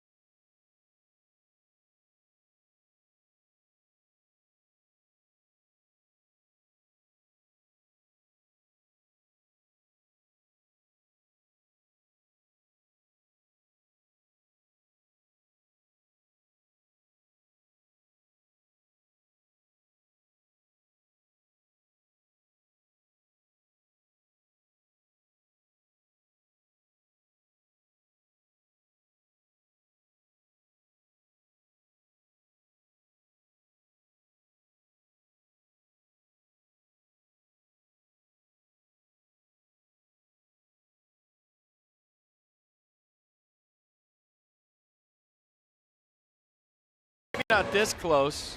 How about from center field? The changeup has been filthy tonight.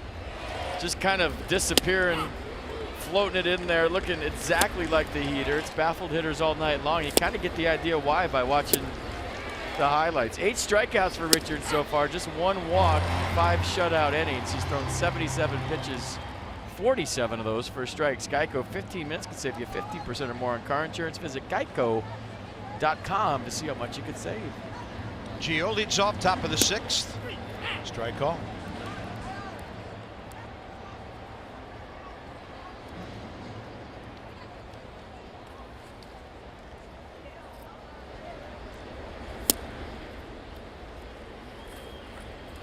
He looked that one all the way in like he was Derek Jeter.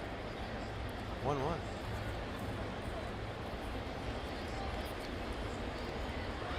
Target away.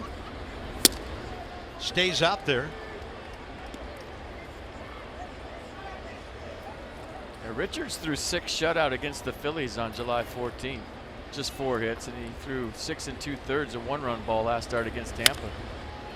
And Gio with a high fly ball. Foul ground, right field way. And none of the Marlins got to the barrier to reach in where that guy missed the catch. So the Nats have a base hit, a bunt hit by Trey Turner to lead off the game, and then their only other hit, the clean Soto single up the middle in the 4th on a 2-2 pitch. Other base runner, Murphy, a walk in the 2nd, erased on a double play.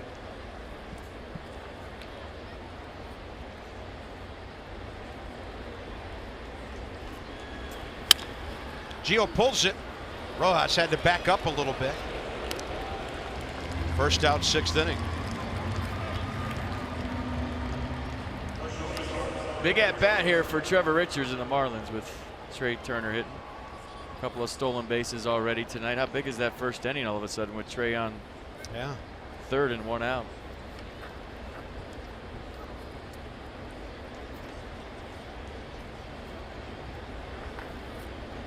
So if you throw him a fastball in the first one, you might be in trouble. Trey got a breaking ball, tries to drop it out there, and he does. Ball trapped by Rivera. And Trey Turner, all systems go. 2 of the 3 Nats hits. Lucky he trapped it, or this would have been 2, maybe 3 bases. Watch the route. The circuitous route by Rivera, kind of rounded into that, maybe fooled by it was off the end of the bat, and then quite frankly gets lucky right there by flagging that ball down. If it gets by him, Trey's still running.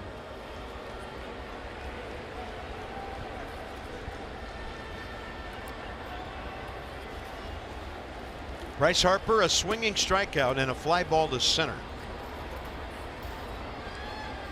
And he's a hot first pitch hitter if you make a mistake. So Trey's updated total, 24 steals in 31 attempts. Michael A is 24 for 29.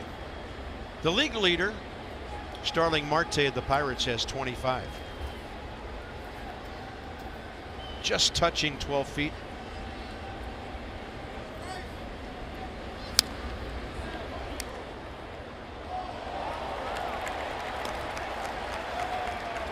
Adam Conley, who has had all kinds of problems pitching to the Nats, is up.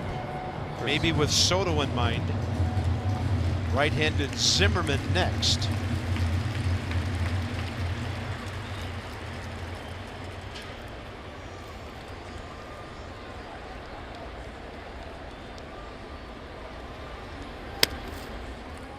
Sped up his delivery and missed. Trey Turner effect.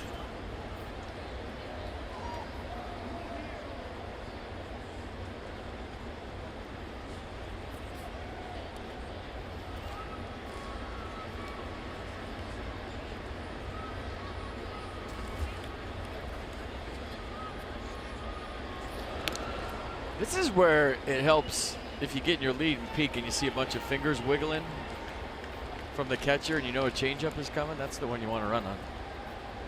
That one that just floats in there, gives you extra step and a half.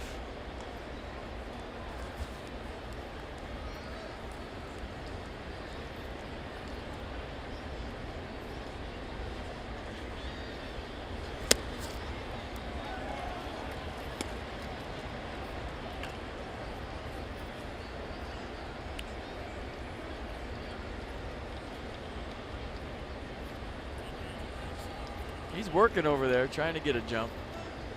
He's letting Bryce hit here. 2-1 count.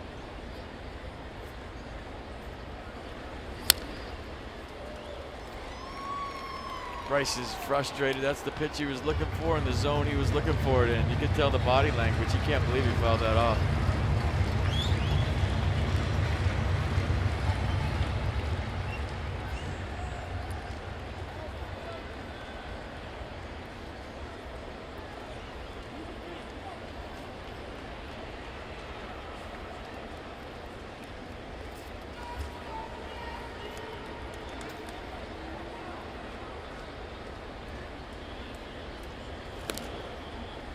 Count went to 2 strikes. Nobody anywhere near third base now on the infield.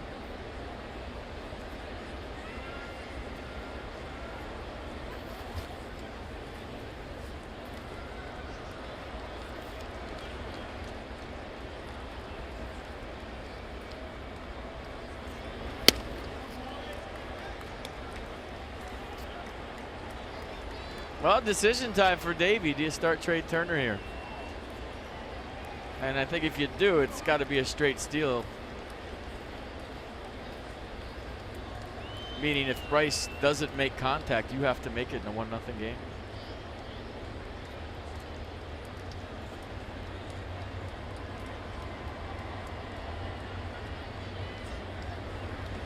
And with Trey holding, Bryce Harper will take the walk. Good at bat. 2 on, 1 out. Zimmerman next.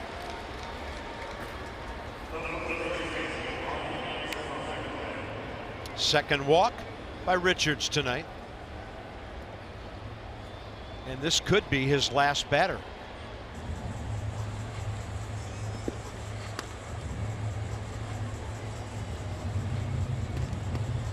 It's been changeups and fastballs away to Ryan so far here tonight from Richards.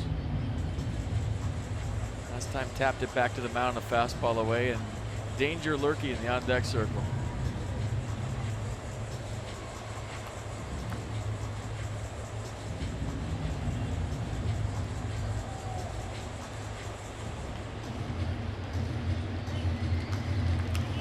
Reds have picked up a couple. They lead the Phillies 4-2. Bottom of the 6th at Cincinnati. That's your 6th back of the first place team.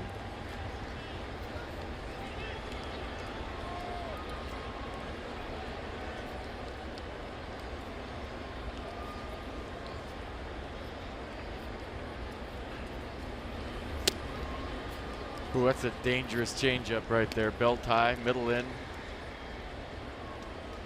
Watch the location of this one. These have a tendency to go real far. Call the ball, Nissan pitch cast.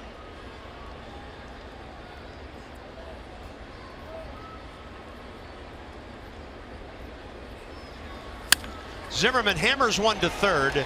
To the bag, Rojas. To the other bag for the 5-3 double play.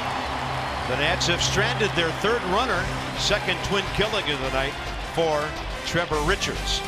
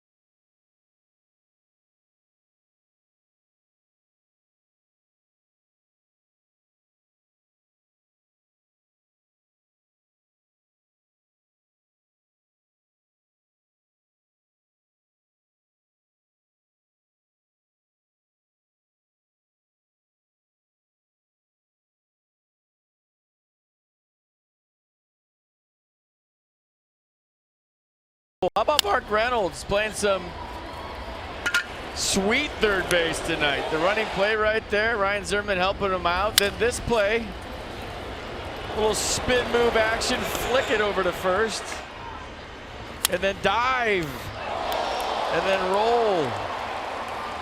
So a couple tough chances last night. Mark Reynolds picking it over there tonight. Nicely done.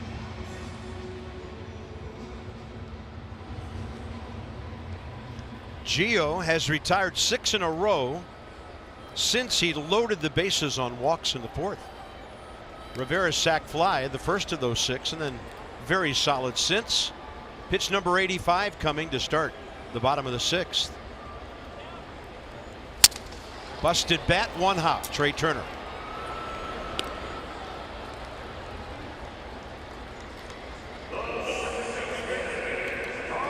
Marlins box. Hits in consecutive innings. The Rivera base hit in the 2nd. The Rojas single in the 3rd, but they didn't get a hit during the inning in which they scored, thanks to the walks. So Gio keeping this thing close. Castro, a strikeout and a base on balls.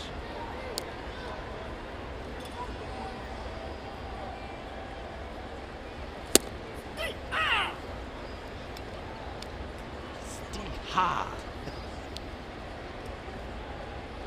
Is that a strike?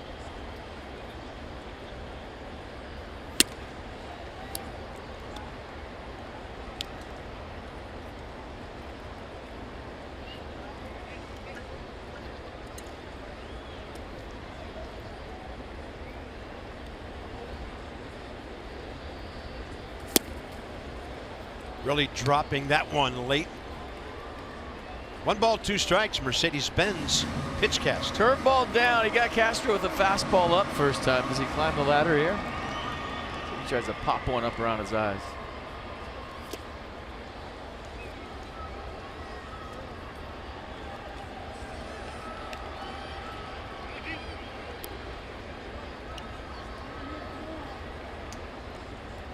Pretty good battle between the 32-year-old veteran and the 25-year-old rookie. 2-2 with 1 out. Reynolds again. No chance for a throw. Ball hit fair. He tumbled into foul ground, but he did keep it from being 2 bags. Yeah. Double play in order. Mark Reynolds all over the joint tonight. We just showed you the highlight reel. Add this one to it. Saves extra bases. Playing hard. Landing hard. Castro got the fastball right off the label, and Reynolds able to keep it in the infield. Nice play. Here's Maben. Robbed of a hit by Reynolds, and he has a base on balls.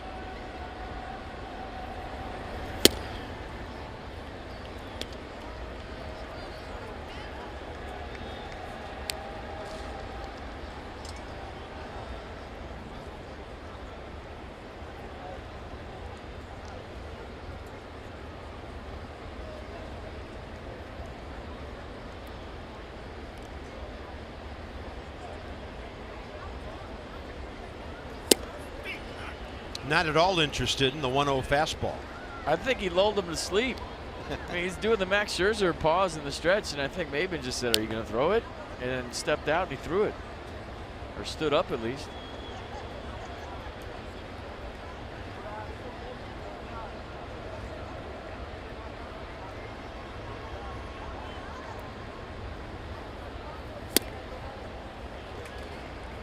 Working that breaking ball now.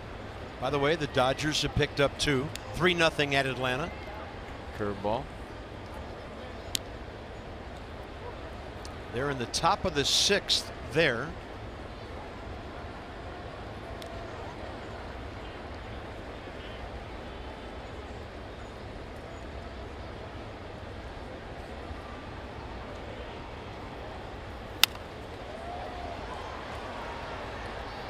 And your point from earlier, hard to catch up with 90 after you've seen the stuff at mid-70s.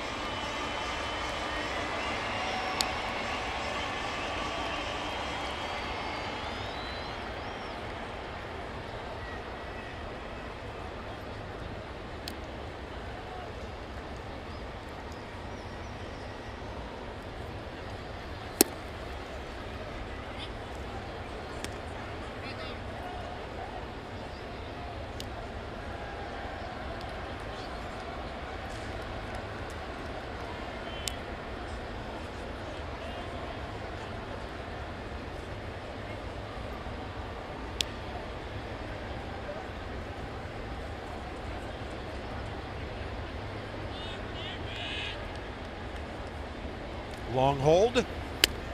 Curve stays outside.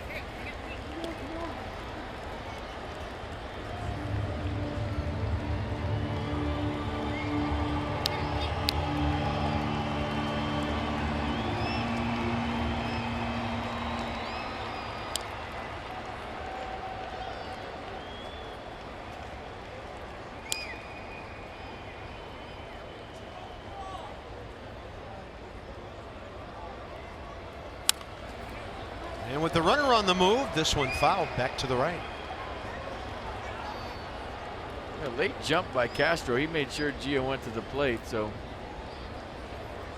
if Maben swings and misses, Wieters has a chance. Phone has gone off in the Nats bullpen. Lefty Conley still throwing in the Marlins pen with Soto and Murphy, the first two up in the seventh.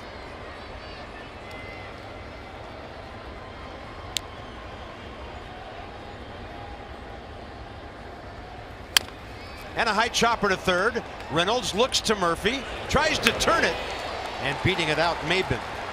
2 down. But that jump we were talking about allowed Reynolds to get the force out at second. Castro had the hole before he ran on the pitch, and that allowed Mark Reynolds to throw it quickly to Murph to get the lead runner. That'll leave it up to Rivera, who has singled and then hit their only run in with that foul sacrifice fly to Bryce. Right field line, first time up, second time up.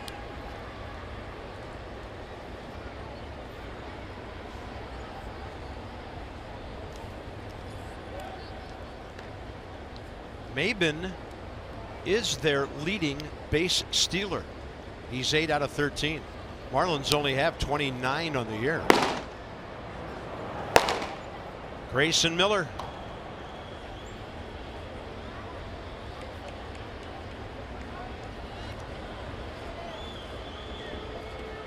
You want it to be Grayson Kelly, didn't you? I might have left out the end. Grace Kelly.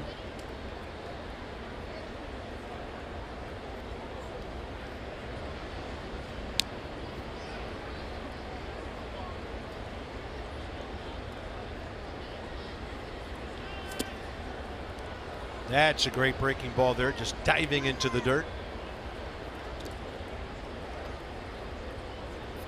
Now, this wasn't the get me over 0-0. This was, I knew he swinging at a first pitch. 2-strike curveball.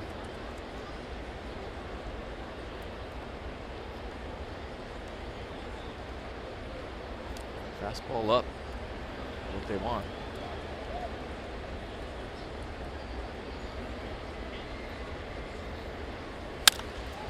On a pitch away, it's well hit but foul. I think with about 345 or 50 feet of carry to it. It's allowed, second strike.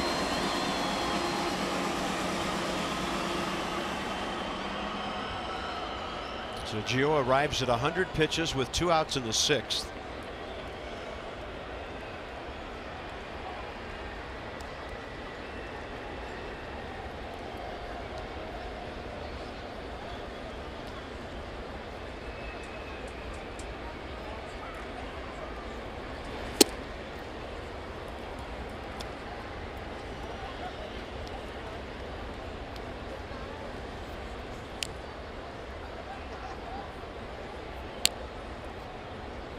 Gio this year, as you see the averages where he is tonight.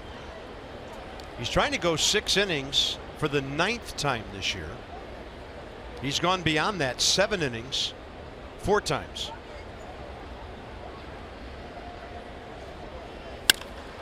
And this ball hammered out to left center.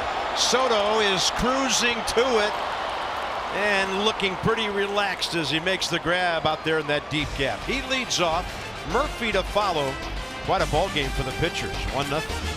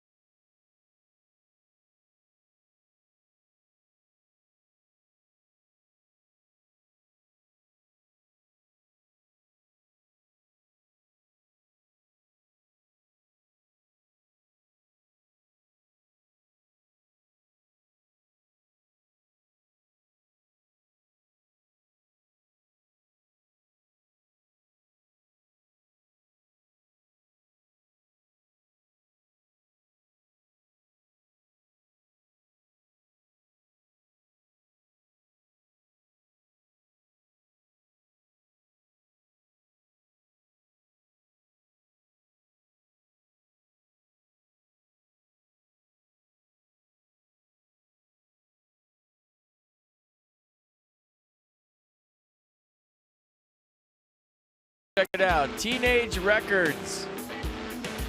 We're not talking about Elvis. We're talking about Juan Soto, the extra base hits record. Homers in 3 straight games. They didn't even invent teenagers yet in 1898. Everybody looked old. 5 RBI games, 13 ever. 2 multi-tater games, the 4th teen ever. What is next for number 22? Well, we know part of it's a left-handed pitcher in Adam Conley. Choose a winning team for your vehicle. Jiffy Lube for value and convenience. JiffyLubeDC.com. The Marlins bullpen this year, and the Nats have a lot to do with this, have a 7.33 ERA against the National League East. And Conley's problems against the Nats have been well documented. He gets a couple of lefties here in Soto and Murphy before Reynolds. Yeah, 8.27 ERA against the Nats, and this could be a case of anybody but Trevor Richards, who was outstanding with the changeup here tonight. He was dealing. 3-hitter, no runs through 6. Walked 2, struck out 8. Committed a balk, it didn't hurt him. Strike 1 to Soto. Base hit. Just to the left of center last time up. So in the series, he is 6 for 10. 2 homers, 4 RBIs, 2 walks. Conley, lots of arms and legs flapping at you, and he missed away 1-1.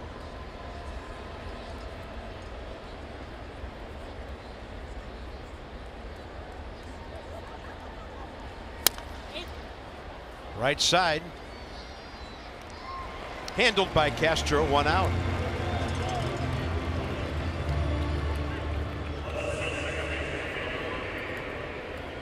All right, manage your dream team in franchise mode, plus get weekly stats and roster updates. RBI Baseball 18 is available now. Learn more at RBIGame.com. Rated E for everyone.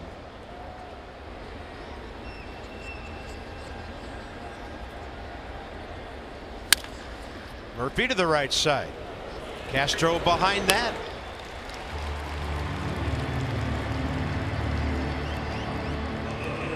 So it's Reynolds against Conley.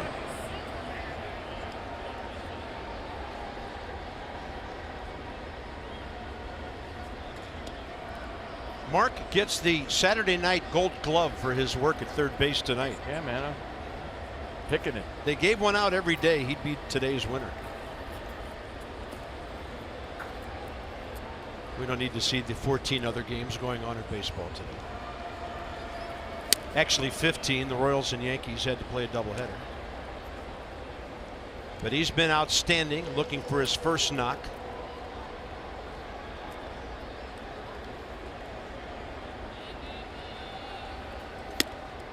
Two and 0. Brandon Kinsler, bottom 3 due up for the Fish. Gio at 102 pitches, 60 strikes through 6 hard-fought innings. He could not check, and it's strike 1.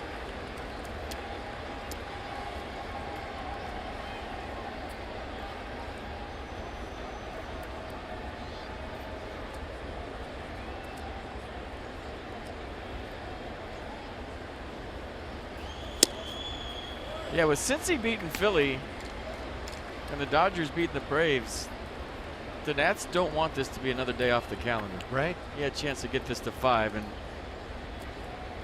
trying to figure out a way to push a couple across here with it getting real late. 3-2 now. And that's the danger with waiting around so long with 2 months left. If you have a push where you win, they win, you lose, they lose, it's a day off the calendar. It's a day off the schedule. Close, and Reynolds will draw the 2-out walk. Mark was convinced. He was on his way out of the box, and Taylor is next. Little low. Yep. Double switch. You can hear Don Mattingly say it. So Conley will get 2 of his 3 hitters. Give up a walk. But he is responsible for the runner aboard.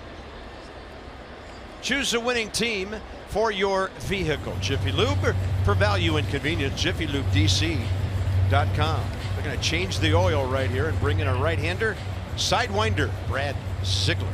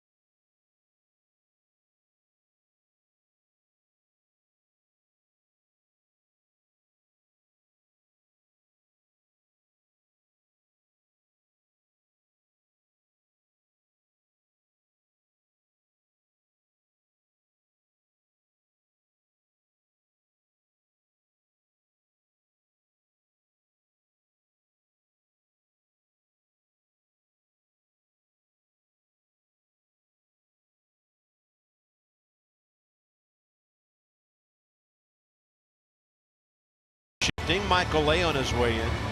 Runner at first, 2 outs. First of all, the 38-year-old right-hander Brad Ziegler, 52nd appearance of the year.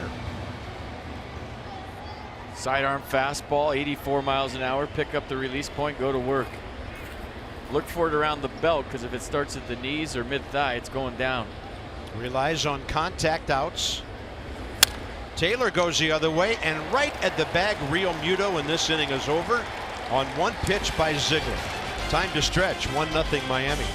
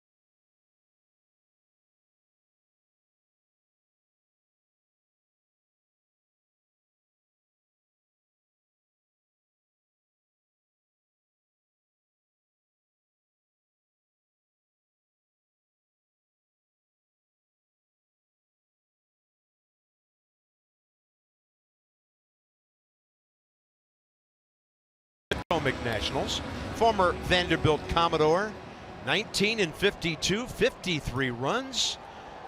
Draft pick from 3 years ago out of one of the best baseball programs in America. Looking good.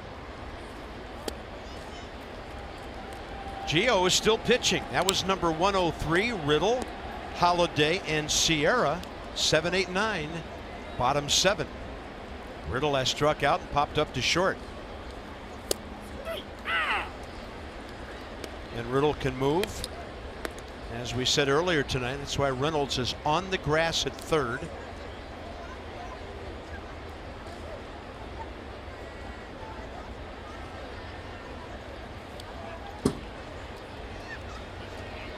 Just woke up a fish.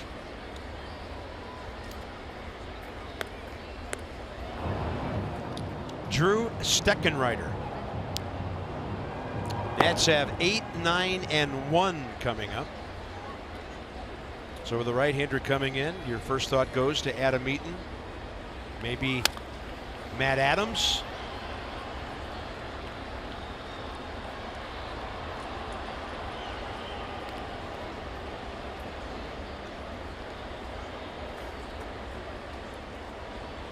It's getting late here in Miami.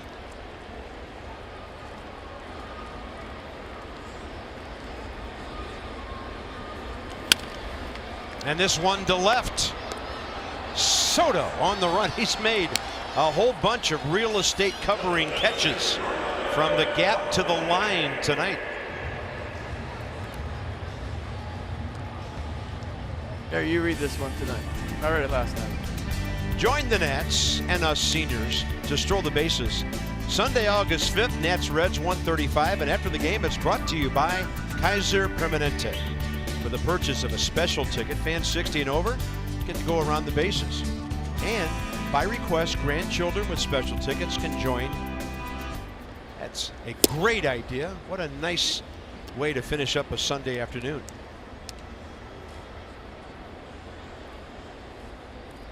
Brian Holiday, the catcher. 2 fly balls, 1 to right, 1 to left. So Gio, a chance to get through 7 for the 5th time this year, and then hope his teammates can get him in line for a W. Some work left here in the 7th. And he'll pop up. The Miami catcher to Turner. Next up is Magnuri's Sierra, rookie who just came in on the double switch. Started the first 2 games of this series, and in 3 big league games, he's 1 for 10 with 6 strikeouts. How about the slower paced, relaxed Gio Gonzalez here tonight? 1 run on 3 hits, 6 2/3. Yeah.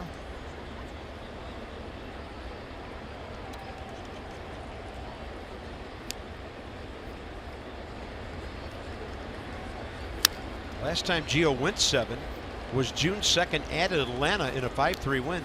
He had an interesting stretch there. That was the 3rd of 3 consecutive games.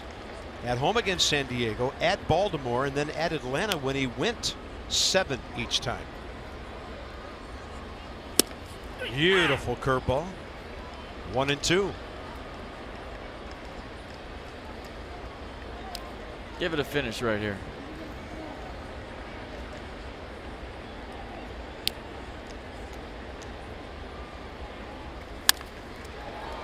Last second swing, because that was coming back to be a strike. Very well done by Gio tonight. Now his teammates try to make him feel really at home with a couple of runs.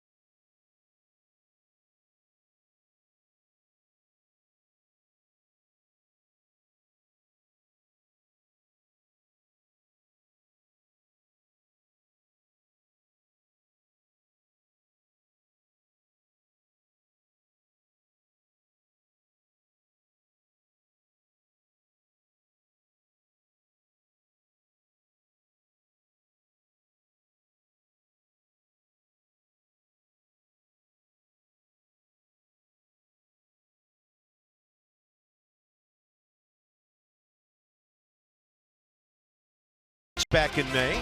And Jeremy Hellickson will face him tomorrow in the finale of this 4-game series. Jeremy coming off a solid outing in Milwaukee, and you know what he's good for, 5 or 6, and you're going to be in the game.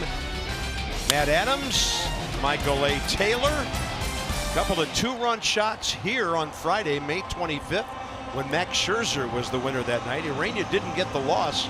The bullpen did, but that's tomorrow's matchup. And leading off the inning here, the Nats will go all out with their lefties. Against Drew Steckenrider, it'll be Eaton and then Adams.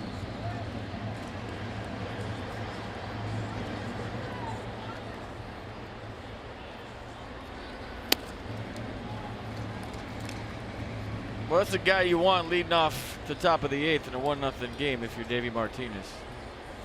He is firing his bullets right now. Matt Adams on deck. 4 walks, a base hit, on base 5 times in this series. Not biting on the fastball elevate.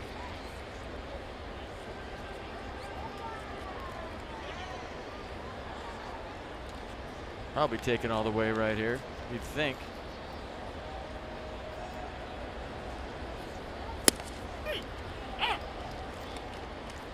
I go to work.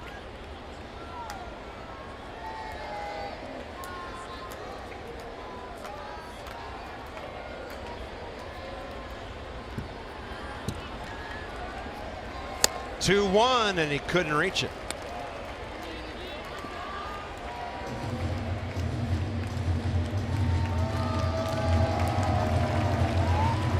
So Kinsler now throwing that pitch. Ryan Madsen out there.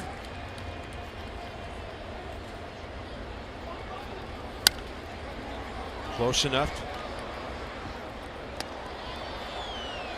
So under control tonight, so relaxed. Did a nice job of getting out of that bases loaded jam with nobody out. Just a sac fly, the difference in this ball game right now.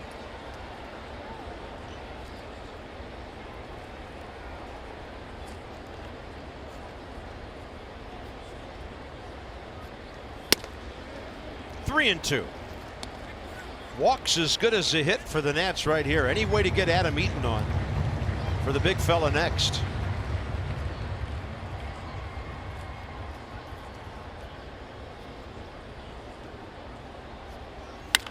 On a pitch up, he gets Adam to pop it up out to left. High riding fastball, 1 out. All right, for every Nats walk, Care First Blue Cross Blue Shield contributes $50 to support the boys and girls clubs of Greater Washington. The Nats have drawn 385 walks for a total of $19,250. Care First encourages each of us to take that first step towards a healthier and more active lifestyle. Matt Adams is 5 for 20 as a pinch hitter this year with 4 batted in. Overall, 16 and 43 the power numbers.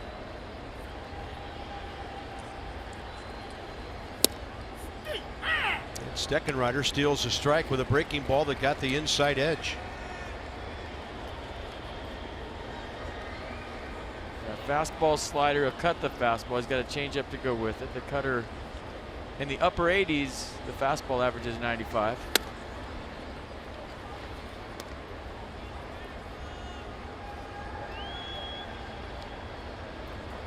The active leader in home runs and RBIs as a pinch hitter. It'd be silly to challenge him anywhere middle in right here. With that in mind, good pitch. Matt didn't like it, the call, but he went to the outer half. Strike? The outer half and then some. Now it's 1 and 2, and not one of those balls is in the box.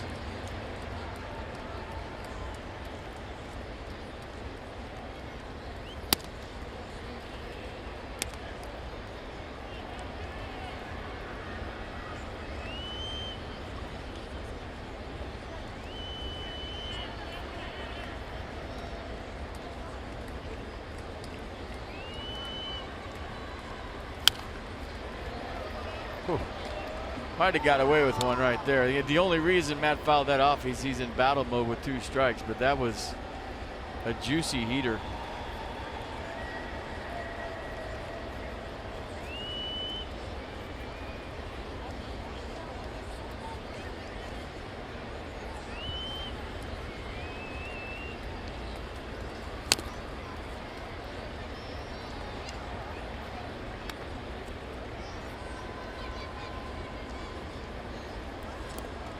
mean, the reason those numbers are what they are for Matt, his approach is so simple. It's low maintenance. So he can go up there in one at-bat and deliver where he doesn't have 14 moving parts that need to be in sync. He's super quiet, super simple, and off the glove of the pitcher, but it makes it through. 2 down here in the 8th.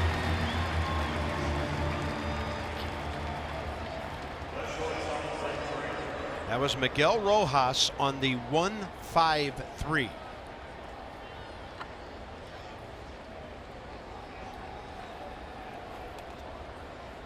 Pardon me, 1-6-3, Riddle.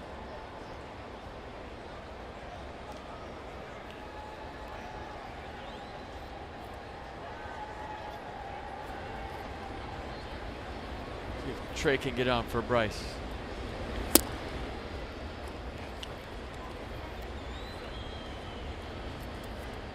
No more lefties in the Marlins bullpen. Bryce is facing a righty. Yeah, Conley's all they have. And a pretty good heater to the inner half on Trey, who's 2 for 3 tonight.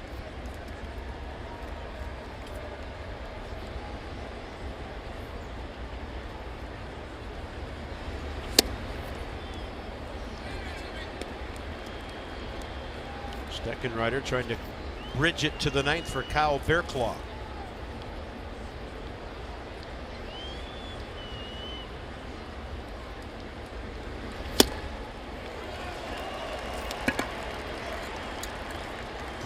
Give it a whirl, why not? Hit the flamingo last night.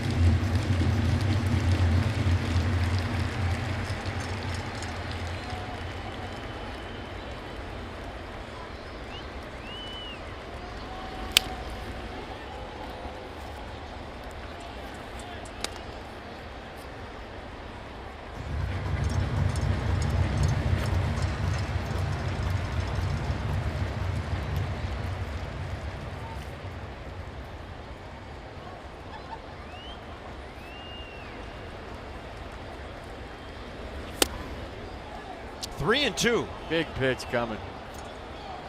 25 homers on deck.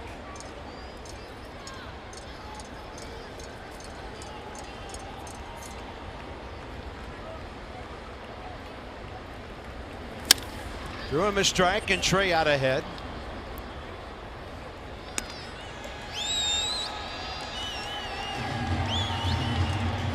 He wants Bryce to hit this inning. He wants Bryce to hit this inning. Yeah.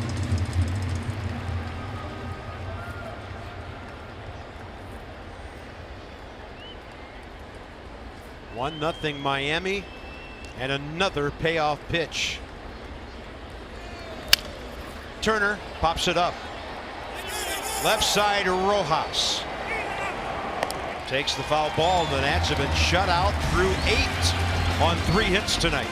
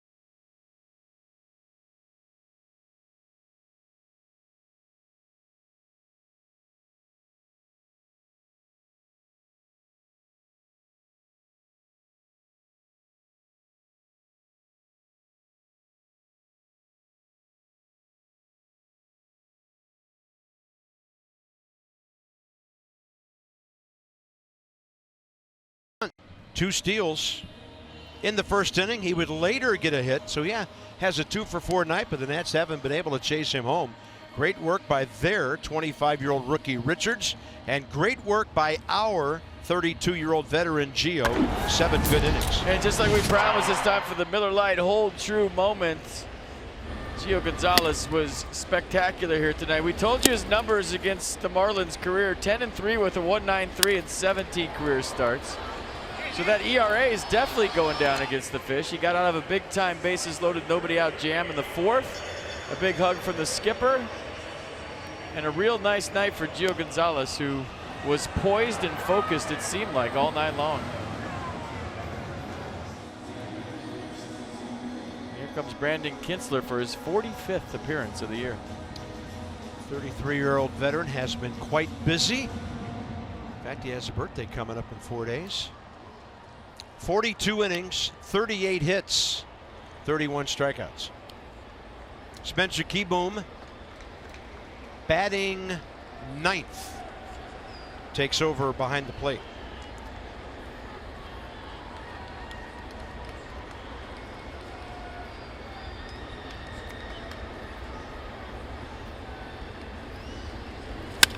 Miguel Rojas dropping one into center on the first pitch, bottom 8.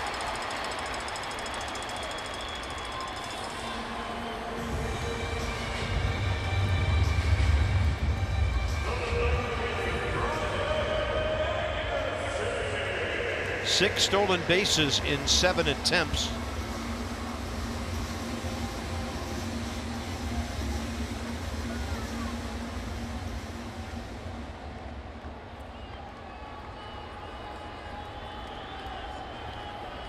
And then Brian Anderson 0 for 2 with a walk.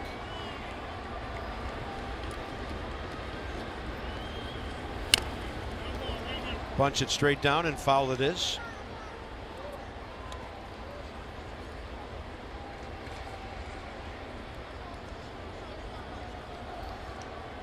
Their closer, Kyle Bearclaw,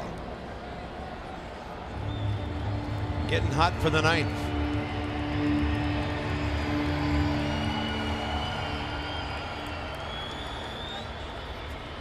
Brandon can keep it right here. That's a big boy save for Bearclaw. He's going through the heart of the order. Yeah, how about the leadoff guy matchup? Harper, Zimmerman, Soto.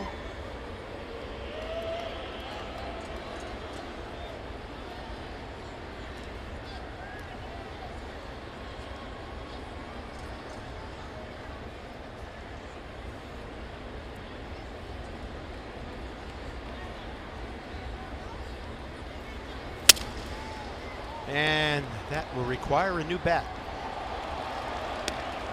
Yeah, that bat was fractured.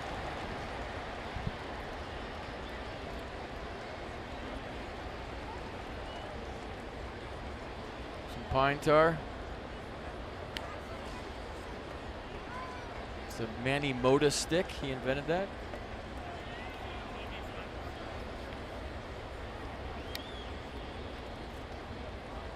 There it is. How much money do you think Manny Mota made from that? Is he like a bazillionaire? I don't know. I mean, one of those lasts a pretty long time, it appears to me. Well, that's not good for Manny. I know. He wants you to go through those quick. He wants you to use them before the 7th, 8th, or 9th inning. Trey Turner is on his way to the bag. Murphy's going to turn it. Taylor made 6-4-3 double play to clear the bases with 2 outs. It's time for your Ford drive of the game. Hurry to your local Ford dealers for great savings on cars, trucks, and SUVs. This is all the runs tonight. A short slack fly to right field. And that scored JT Realmuto. Yadiel Rivera with the difference in this one so far.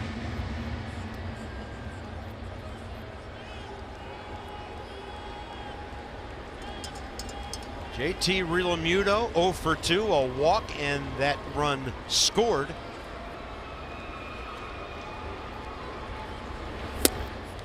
Good tail on the sinking fastball for a strike.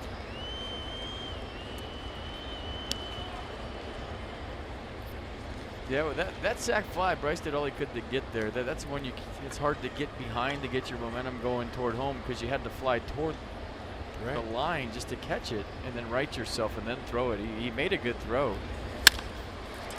Opposite field hit. And JT Realmuto has 5 hits in this series with a walk in 11 at bats. Guy's a tough out, man. He can hit. He lined out to left his first time up, walked his second, now base hit in the 8th. So 1 for 3, fastball away, let it get deep, drive it that way. It's a pretty swing. He can play. Castro, base hit last time on the ball hit over to Mark Reynolds. Walk previously, he's 1 for 2. So Kinsler has some work left. One of the leading hit gatherers in the league in the batter's box. And that ball skipped into the mitt of Spencer Kieboom.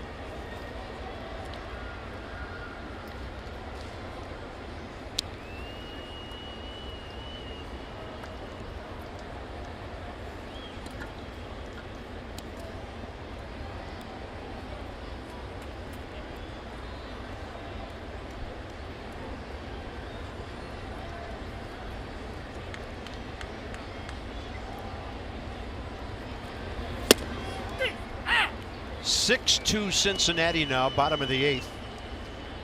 Braves have picked up a run. They still trail the Dodgers 3-1, 7th inning in Atlanta. And the Nats have their guns lined up for the 9th inning, but they want the score to be 1-0.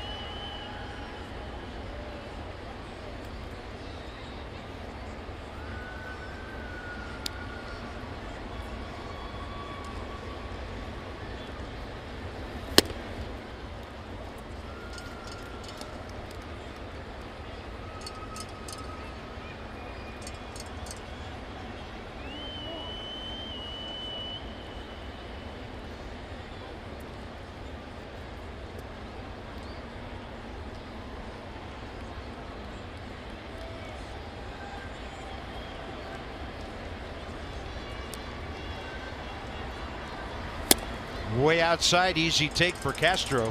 3-1.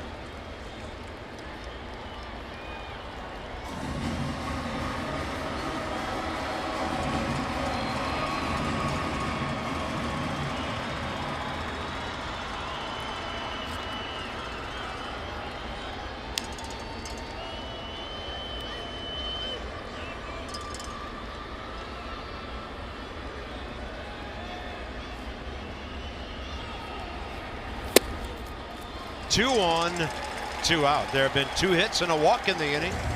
Double play, huge. And now it's Cameron Maybin.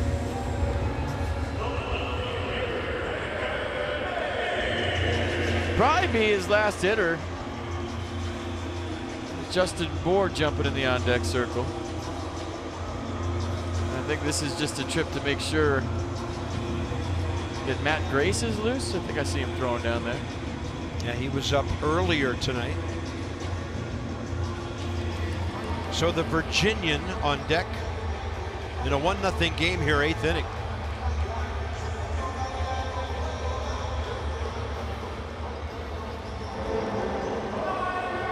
There's Matt. Won't take him long to get ready again.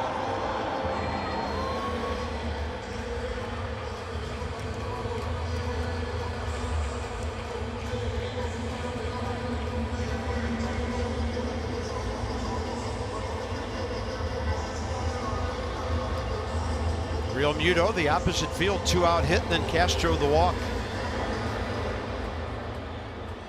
A game in the standings hanging in the balance here. Late innings.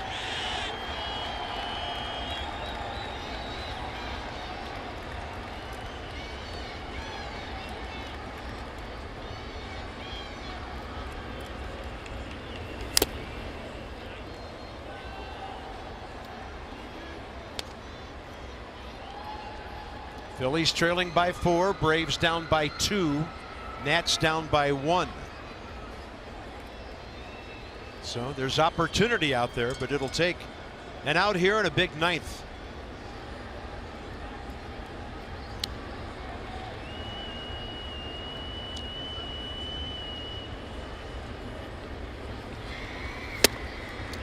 1-1.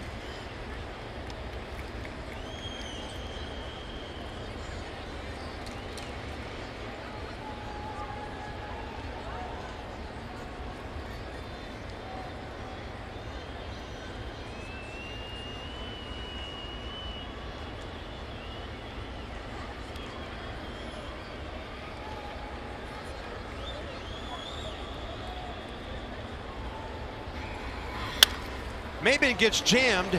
Ryan Zimmerman way off the bag. Close. Out on a very good feed. And a good thing because Real Muto was already beyond third base. Defense has been good. How good can Bryce be? Zimmerman to follow. And then Soto, top of the ninth. 1-run game straight ahead.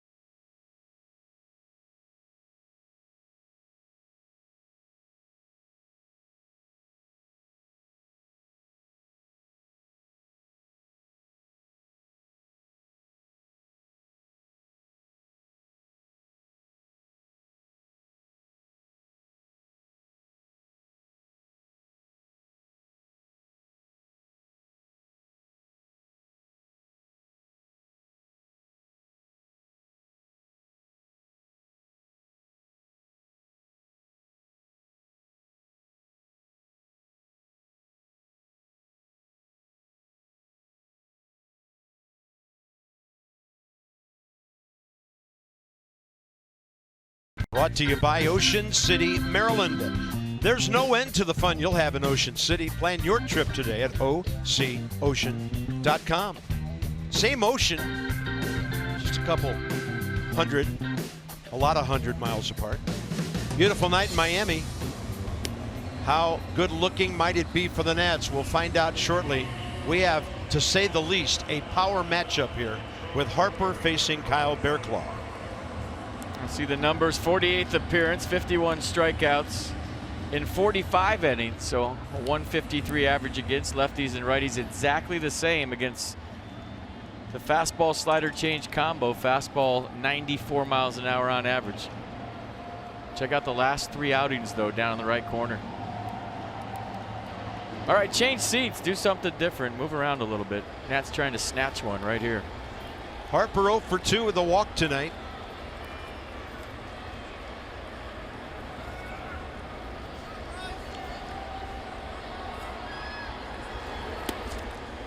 He went with the hook and almost bounced it in.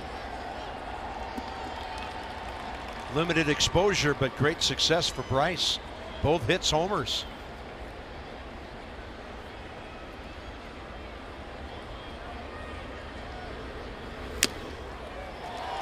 That ball was tipped. Strike one. I've never seen Bryce swing through so many fastballs as he has this year.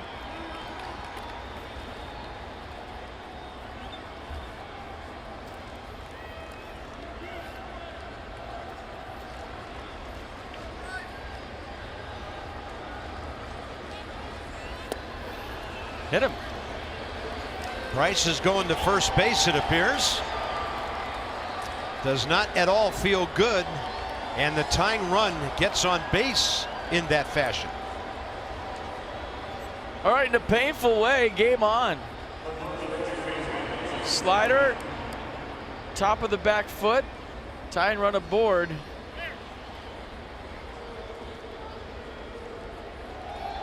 And watch him at first. Looks like he's okay. Easy for me to say, though. Ryan Zimmerman is next.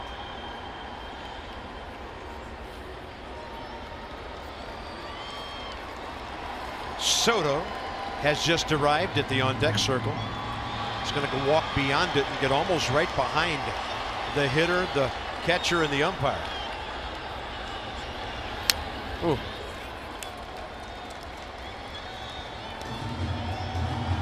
Tried to ambush him, got a good pitch, and fouled it straight back. I like the game plan. I like the idea. Bryce is going to be looking for one of those sliders in the dirt. Bearclaw hasn't been near with two of them. Bounced them both, one off his foot and one in the dirt.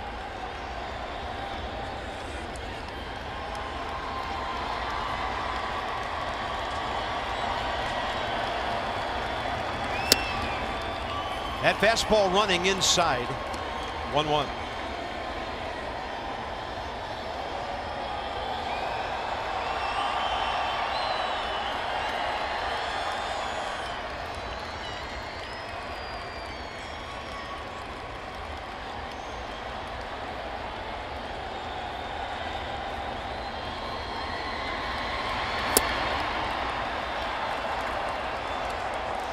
Driver's seat, here you go. Get you a good one, let her rip.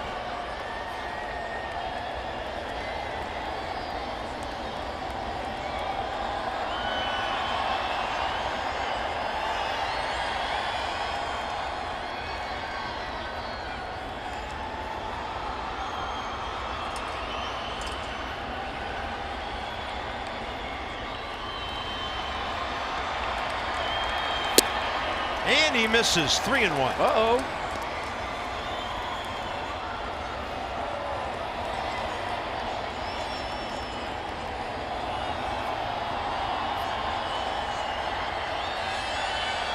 Danger lurking big time.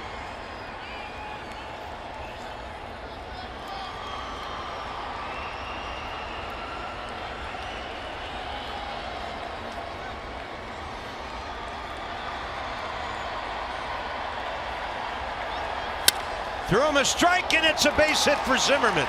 Harper stopping at second, and now the lead runs aboard. Great timing for Ryan's second hit of the series.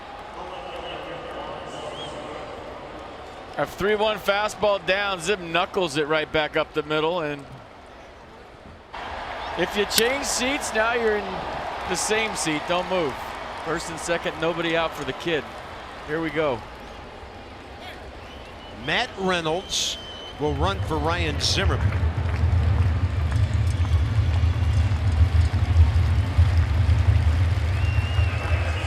Nice at bat. Line moving.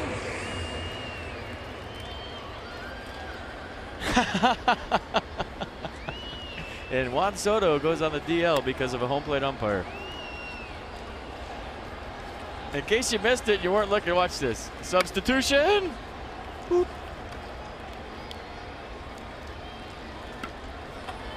Soto 1 for 3 tonight.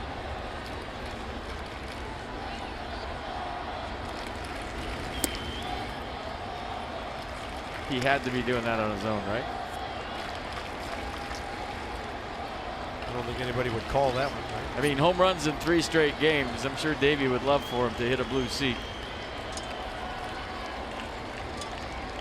Teenagers never homered in 4 straight games, ever.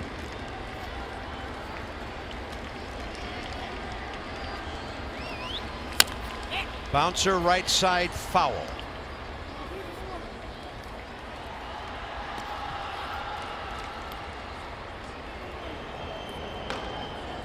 Wouldn't we love to see Kelvin Herrera pitching a half inning from now? You figure Madsen if the Nats tie it, Herrera if they take the lead.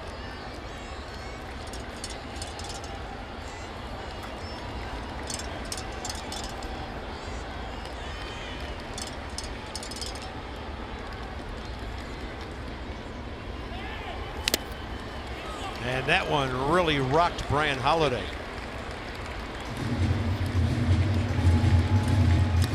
Into the 10 o'clock hour and lots of drama suddenly here in Miami. Nats shut down for 8 innings, but they have back-to-back base runners on for only the second time tonight. Harper hit by a pitch, Zimmerman base hit, Matt Reynolds running for him.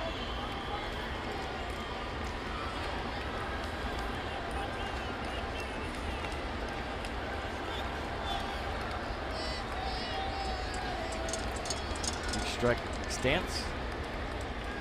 It's really spread out. Breaking ball, fly ball, left field, long way for Maben. And he might have gone into a slide a little early. He was approaching the barrier and he couldn't put it away.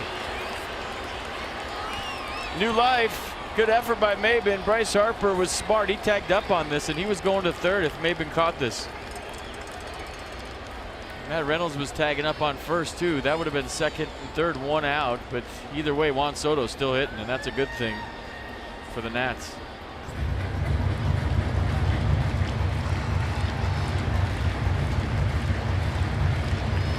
So Kyle Bearclaw has fallen behind consistently in this ninth inning.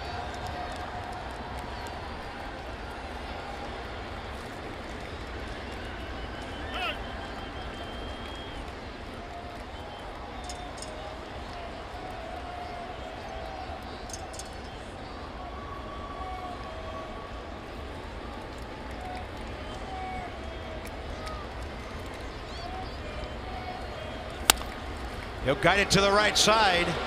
They have a play at second, but none anywhere else. Harper rounded the bag, and then Bryce got himself right back there in a hurry. 4-6, one out.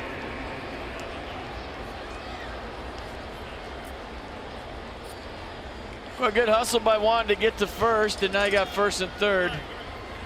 One out. Riddle tried to backdoor Bryce, who just fell back to the bag. So now Daniel Murphy has a chance to tie this up or more.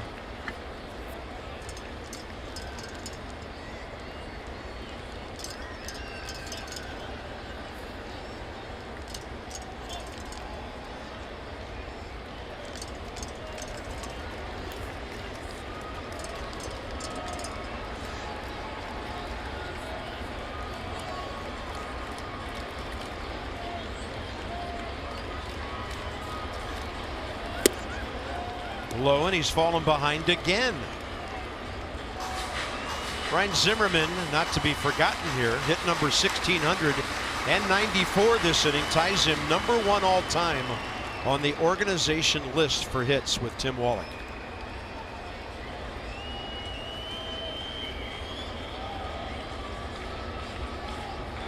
One and 0 to Murphy.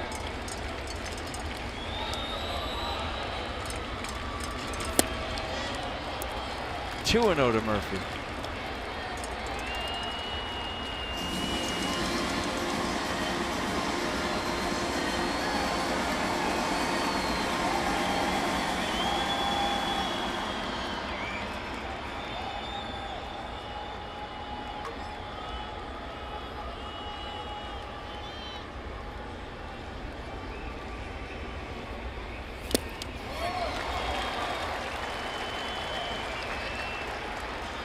Interesting pitch choice there.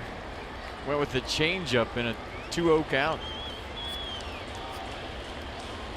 Murph all in on the heater. Now he's thinking, is he going to throw me a fastball here 2-1, or is he going to double up on the change? Either way, he's thinking fly ball to the big part of the ballpark, up the middle the other way.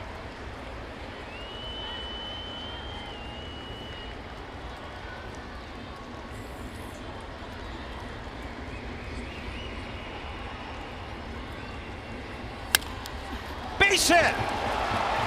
Murphy ties it. Soto to third. Ball cut off. Nats are back even.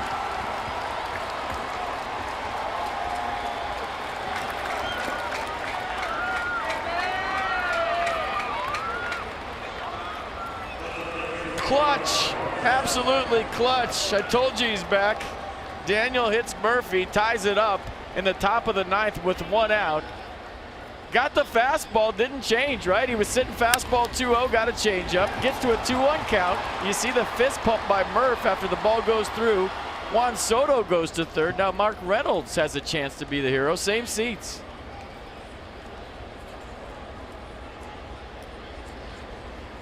Ton of room on the right side, but Mark usually a dead pull hitter. And the first pitch breaking ball for the strike.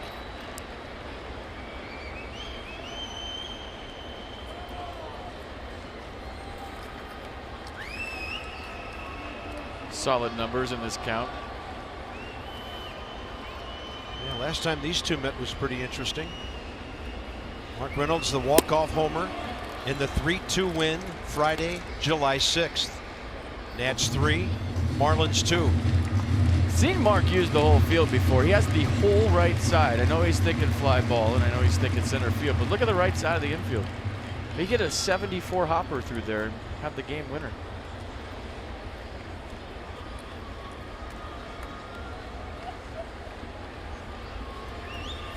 Good take.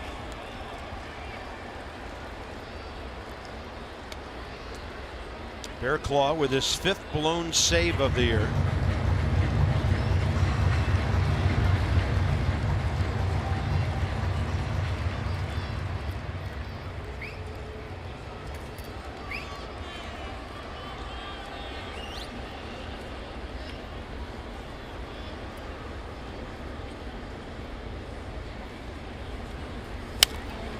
And a ball popped up right side, out of play.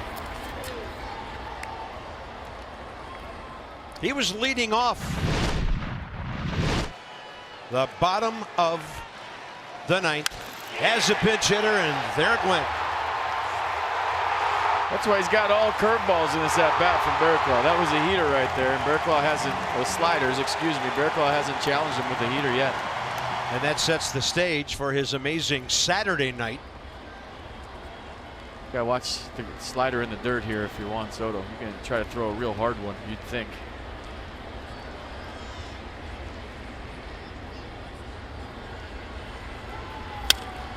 Jammed him with a fastball. It's a long run for Anderson, and nobody can go anywhere. 2 outs. Michael A. Taylor now up to him.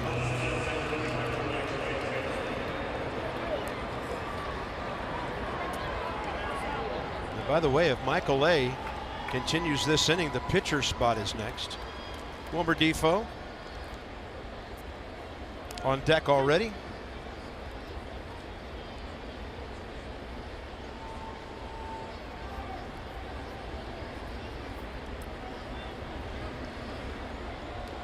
Michael A's got the whole right side of the infield.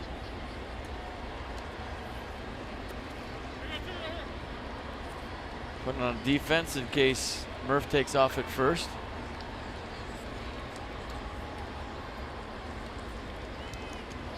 Boy, if you just bunted one to second base as hard as you could, I mean, not even being fine with it, like Trey Turner's in the first, you win.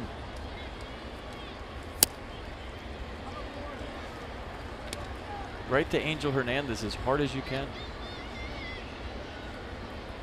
A little to the right of Angel.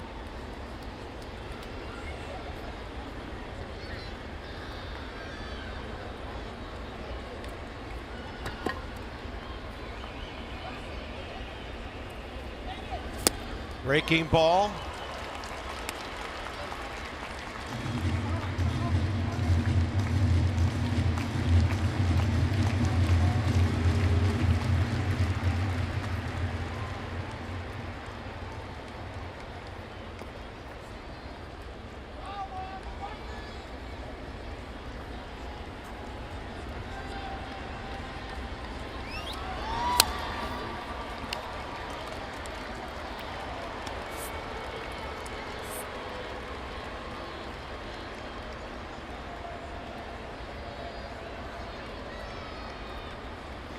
A run that means everything. Be a bold play, but Davey Martinez has been known to start a runner here early and try to get in the rundown to steal a run. A lot of talking going on to base runners between that pitch.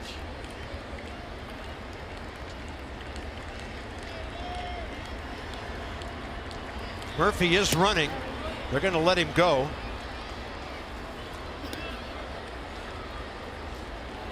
Yeah, the way he was running too, it wasn't like he was trying to steal it. I think he wanted to draw a throw. I think you're right. Murphy's first steal of the year.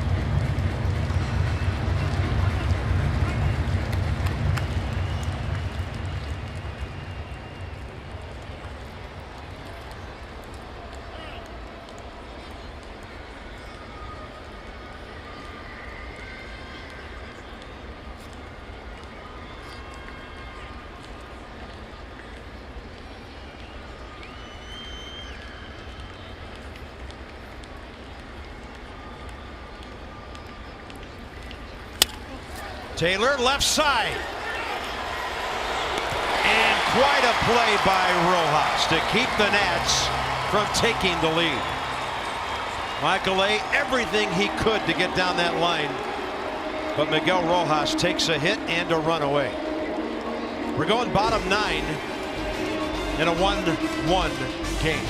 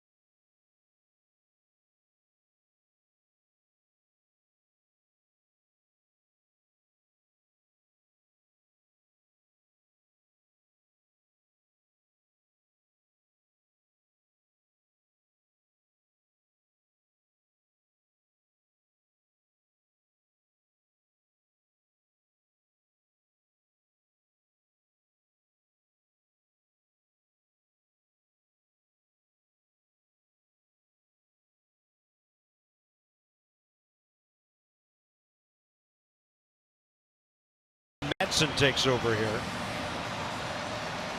So it's him with the game tied. 42nd appearance. 33 strikeouts in 37 innings. Marlins will start with Derek Dietrich for the pitcher, then Riddle and Holiday. So Mark moves over to first from third, and Matt Reynolds takes over at third.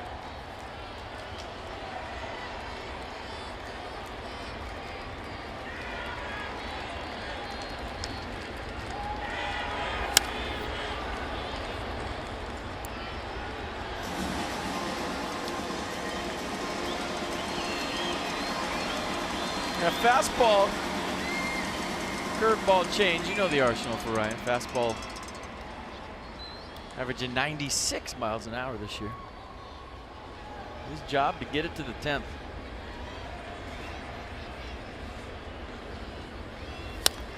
And Dietrich reaching will pop it up.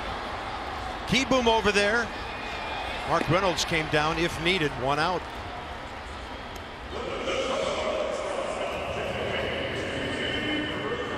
Next up, J.T. Riddle.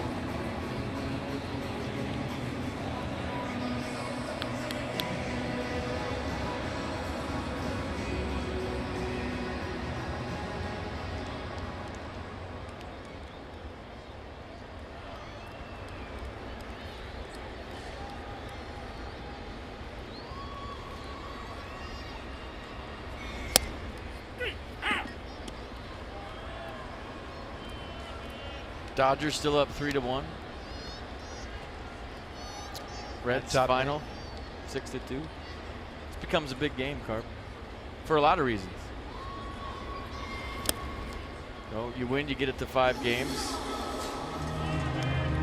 Striking distance, easier to pull the trigger on a trade. This is a big game.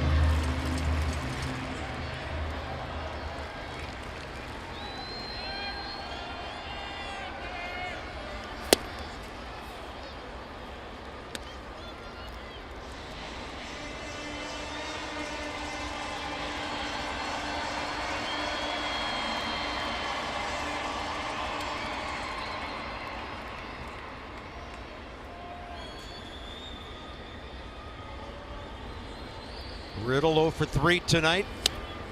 Madsen had him trying to reach it. 2 down. Well, they wanted it up. Check out the target that Spencer's given, but it worked out nicely with 96 and a lot of run.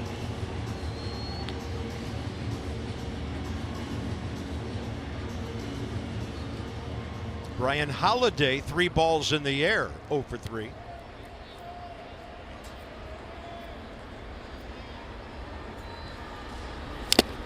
Ooh.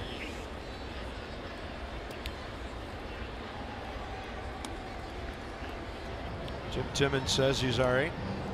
Brett Graves would face Defoe, Keyboom, and Turner in the top of the 10th.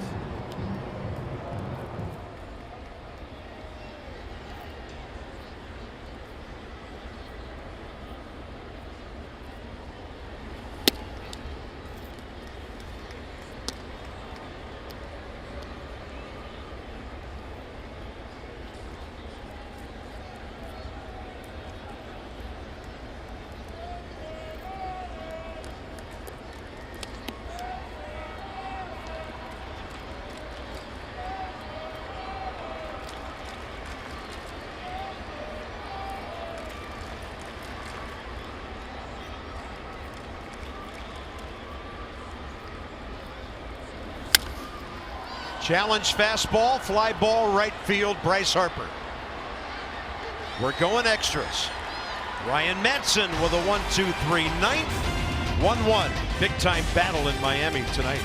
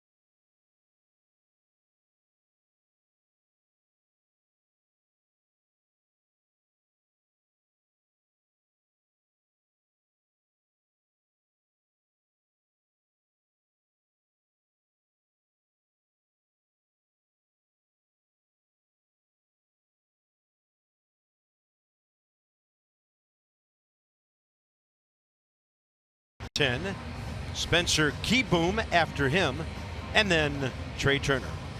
Rookie making a 6th big league appearance. 0-1 record, 25-year-old Brett Graves out of the University of Missouri. Well, there's some big numbers there. High ERA, high average against. Obviously a small sample size, so Wilmer going to lead this thing off, and he's the last player on the bench. You know what that means, don't you? Max. Number 31's got cleats on. I just looked. Secret weapon in there. He's ready. He's always ready.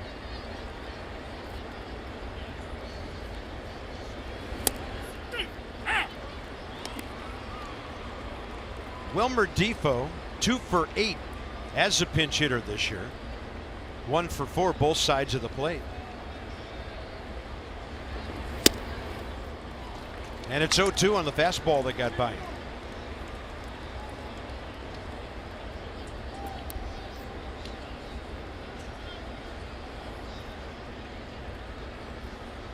This is not a 1-2-3 inning. Bryce Harper bats in the 10th. Swing and a miss, 1 out.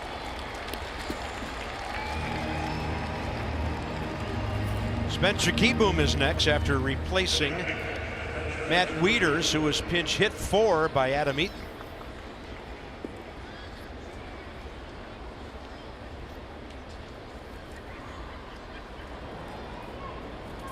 Herrera stands alone in the bullpen.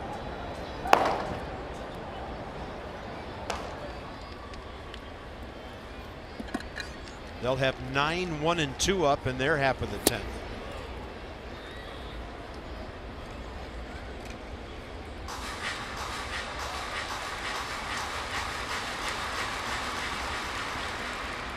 Yeah, 3 pitches for Graves. Fastball, slider, curve. Fastball 91.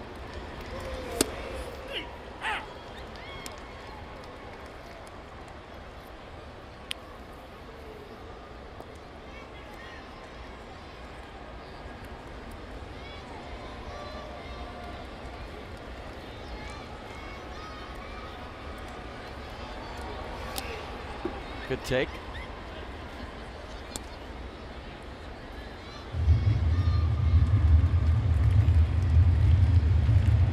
I wonder when a ball hits the fish tank, if it's just like a bomb going off for those fish.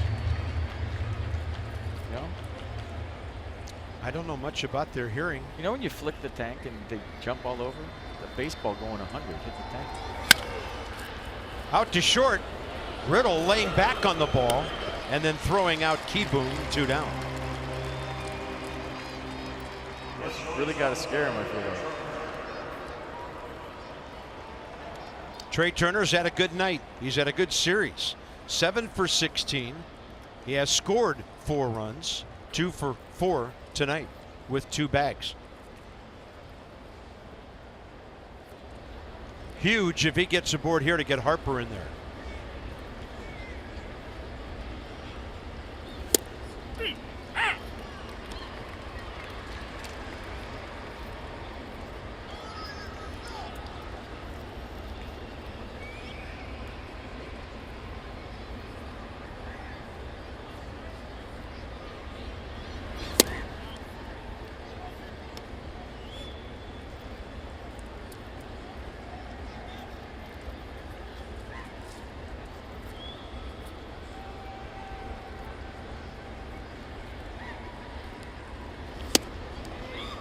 Trey started the hands and stopped.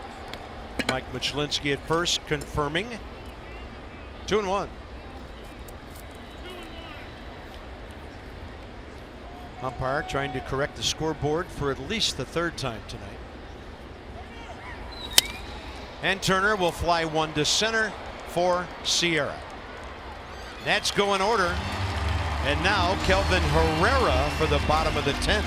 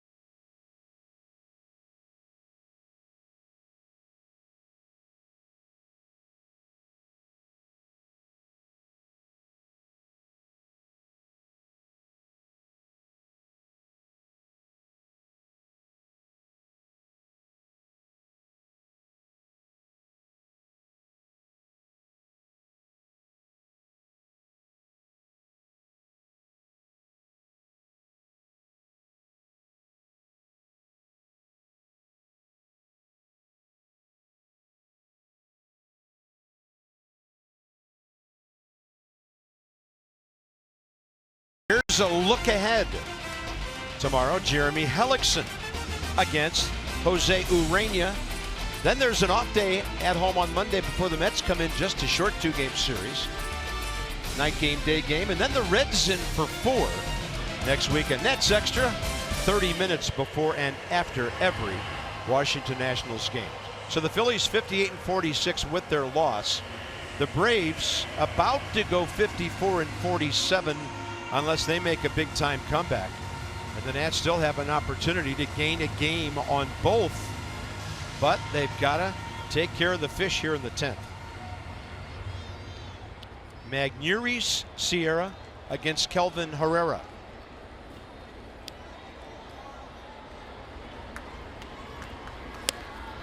Going to lay down a bunt. He's off to the races and no throw.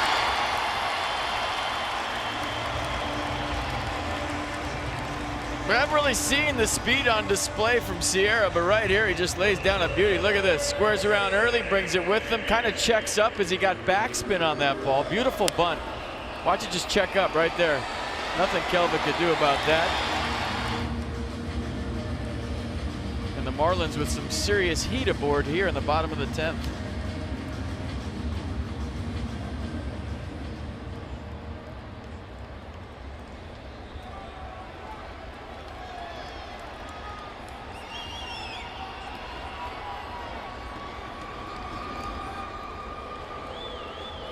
Mark Reynolds taking the throw.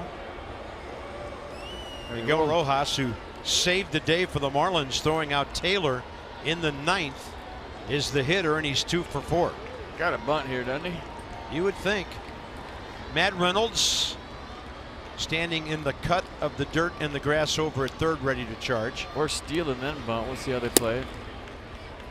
Yeah, it looked like he was ready to square, but that pitch well outside.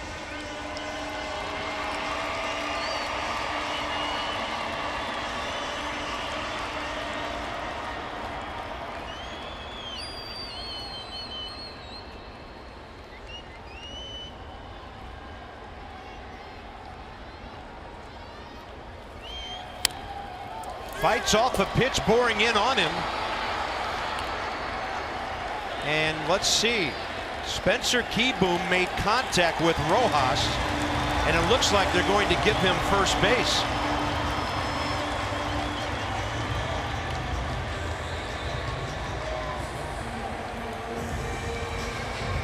Yeah, he was just trying to field the baseball. As a fielder, you have every right to go for the ball.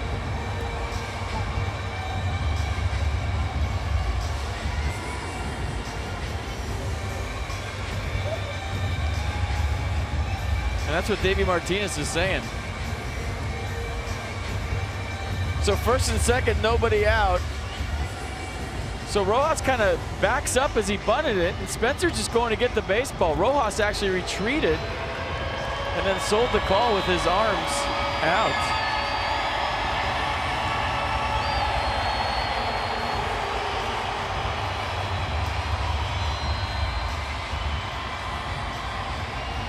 So trouble here in the 10th for the Nats. Great speed at second. Brian Anderson can handle the bat. If he bunts, that could take the bat out of Real Muto's hands, but they have Castro after him.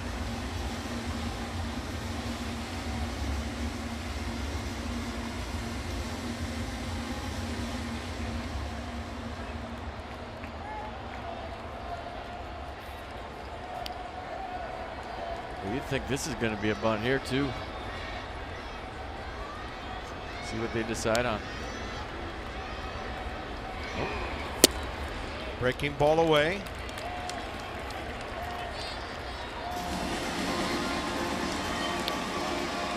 I'll tell you what, Juan Soto's really deep here. I mean, the game's on the line and he's playing super deep and left. And then he has no chance of throwing out Sierra. Usually in this situation, bottom of the 10th, you're fighting for your life. You'll see the outfield cheat in. Soto's too deep. You got to make him beat you over your head here. Keyboom was assessed an error on that play for interference.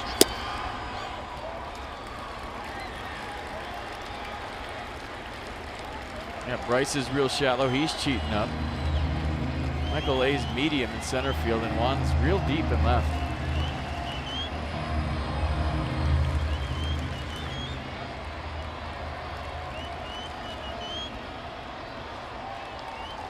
Dangerous count, 2-0 to Brian Anderson. He's swinging, and that ball is on the ground and right. They've got to hold the runner because Harper already has the ball, and the bases are loaded with nobody out. Well, they went 5-man infield Milwaukee the other day. And does Davey Martinez do it again? Here he's coming out, and this is probably to get either Bryce or Michael A. Or maybe Juan Soto. We'll see. Do you want your two best arms in the outfield here for a sac fly, or is he going with Taylor? He's pointing at Bryce, and I think that's the right move. He's putting Bryce at first base. You want Michael A's arm in the outfield here. Bryce has been taking grounders at first, so yeah, this is the move. 5-man infield. Here it comes.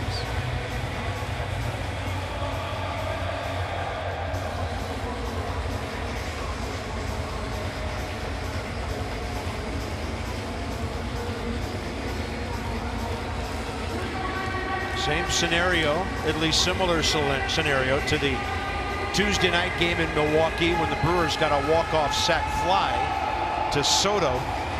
And the Nats are facing their best batter right here, JT Realmuto, with the bases loaded and nobody out.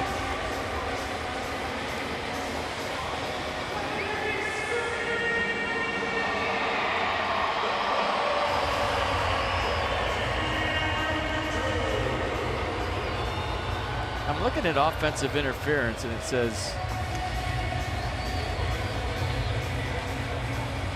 when a runner makes contact with the fielder attempting to field a batted ball, except when the batter with the catcher in the immediate vicinity of home plate after a ball was batted. 5 infielders in, ball 1. Irrelevant at this point. You gotta think lucky right here. You got an all-star at the plate, bases loaded, nobody out, and 5 people stand in the infield.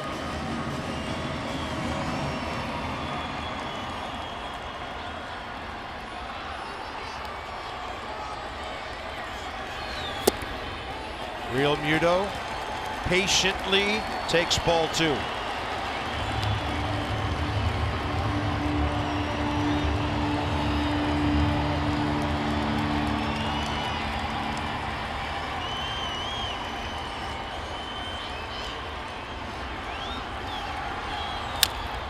All in on the 2-0 at 97.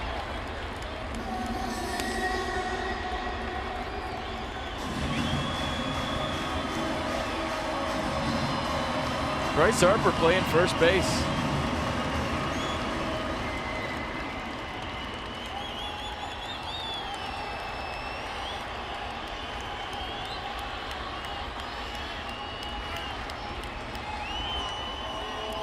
It's the closest he's been to a hitter since he's caught.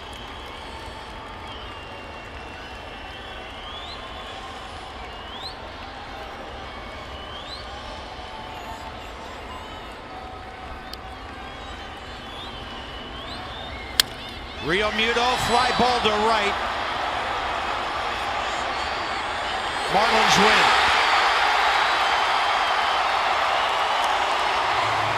Too far for Michael A to go.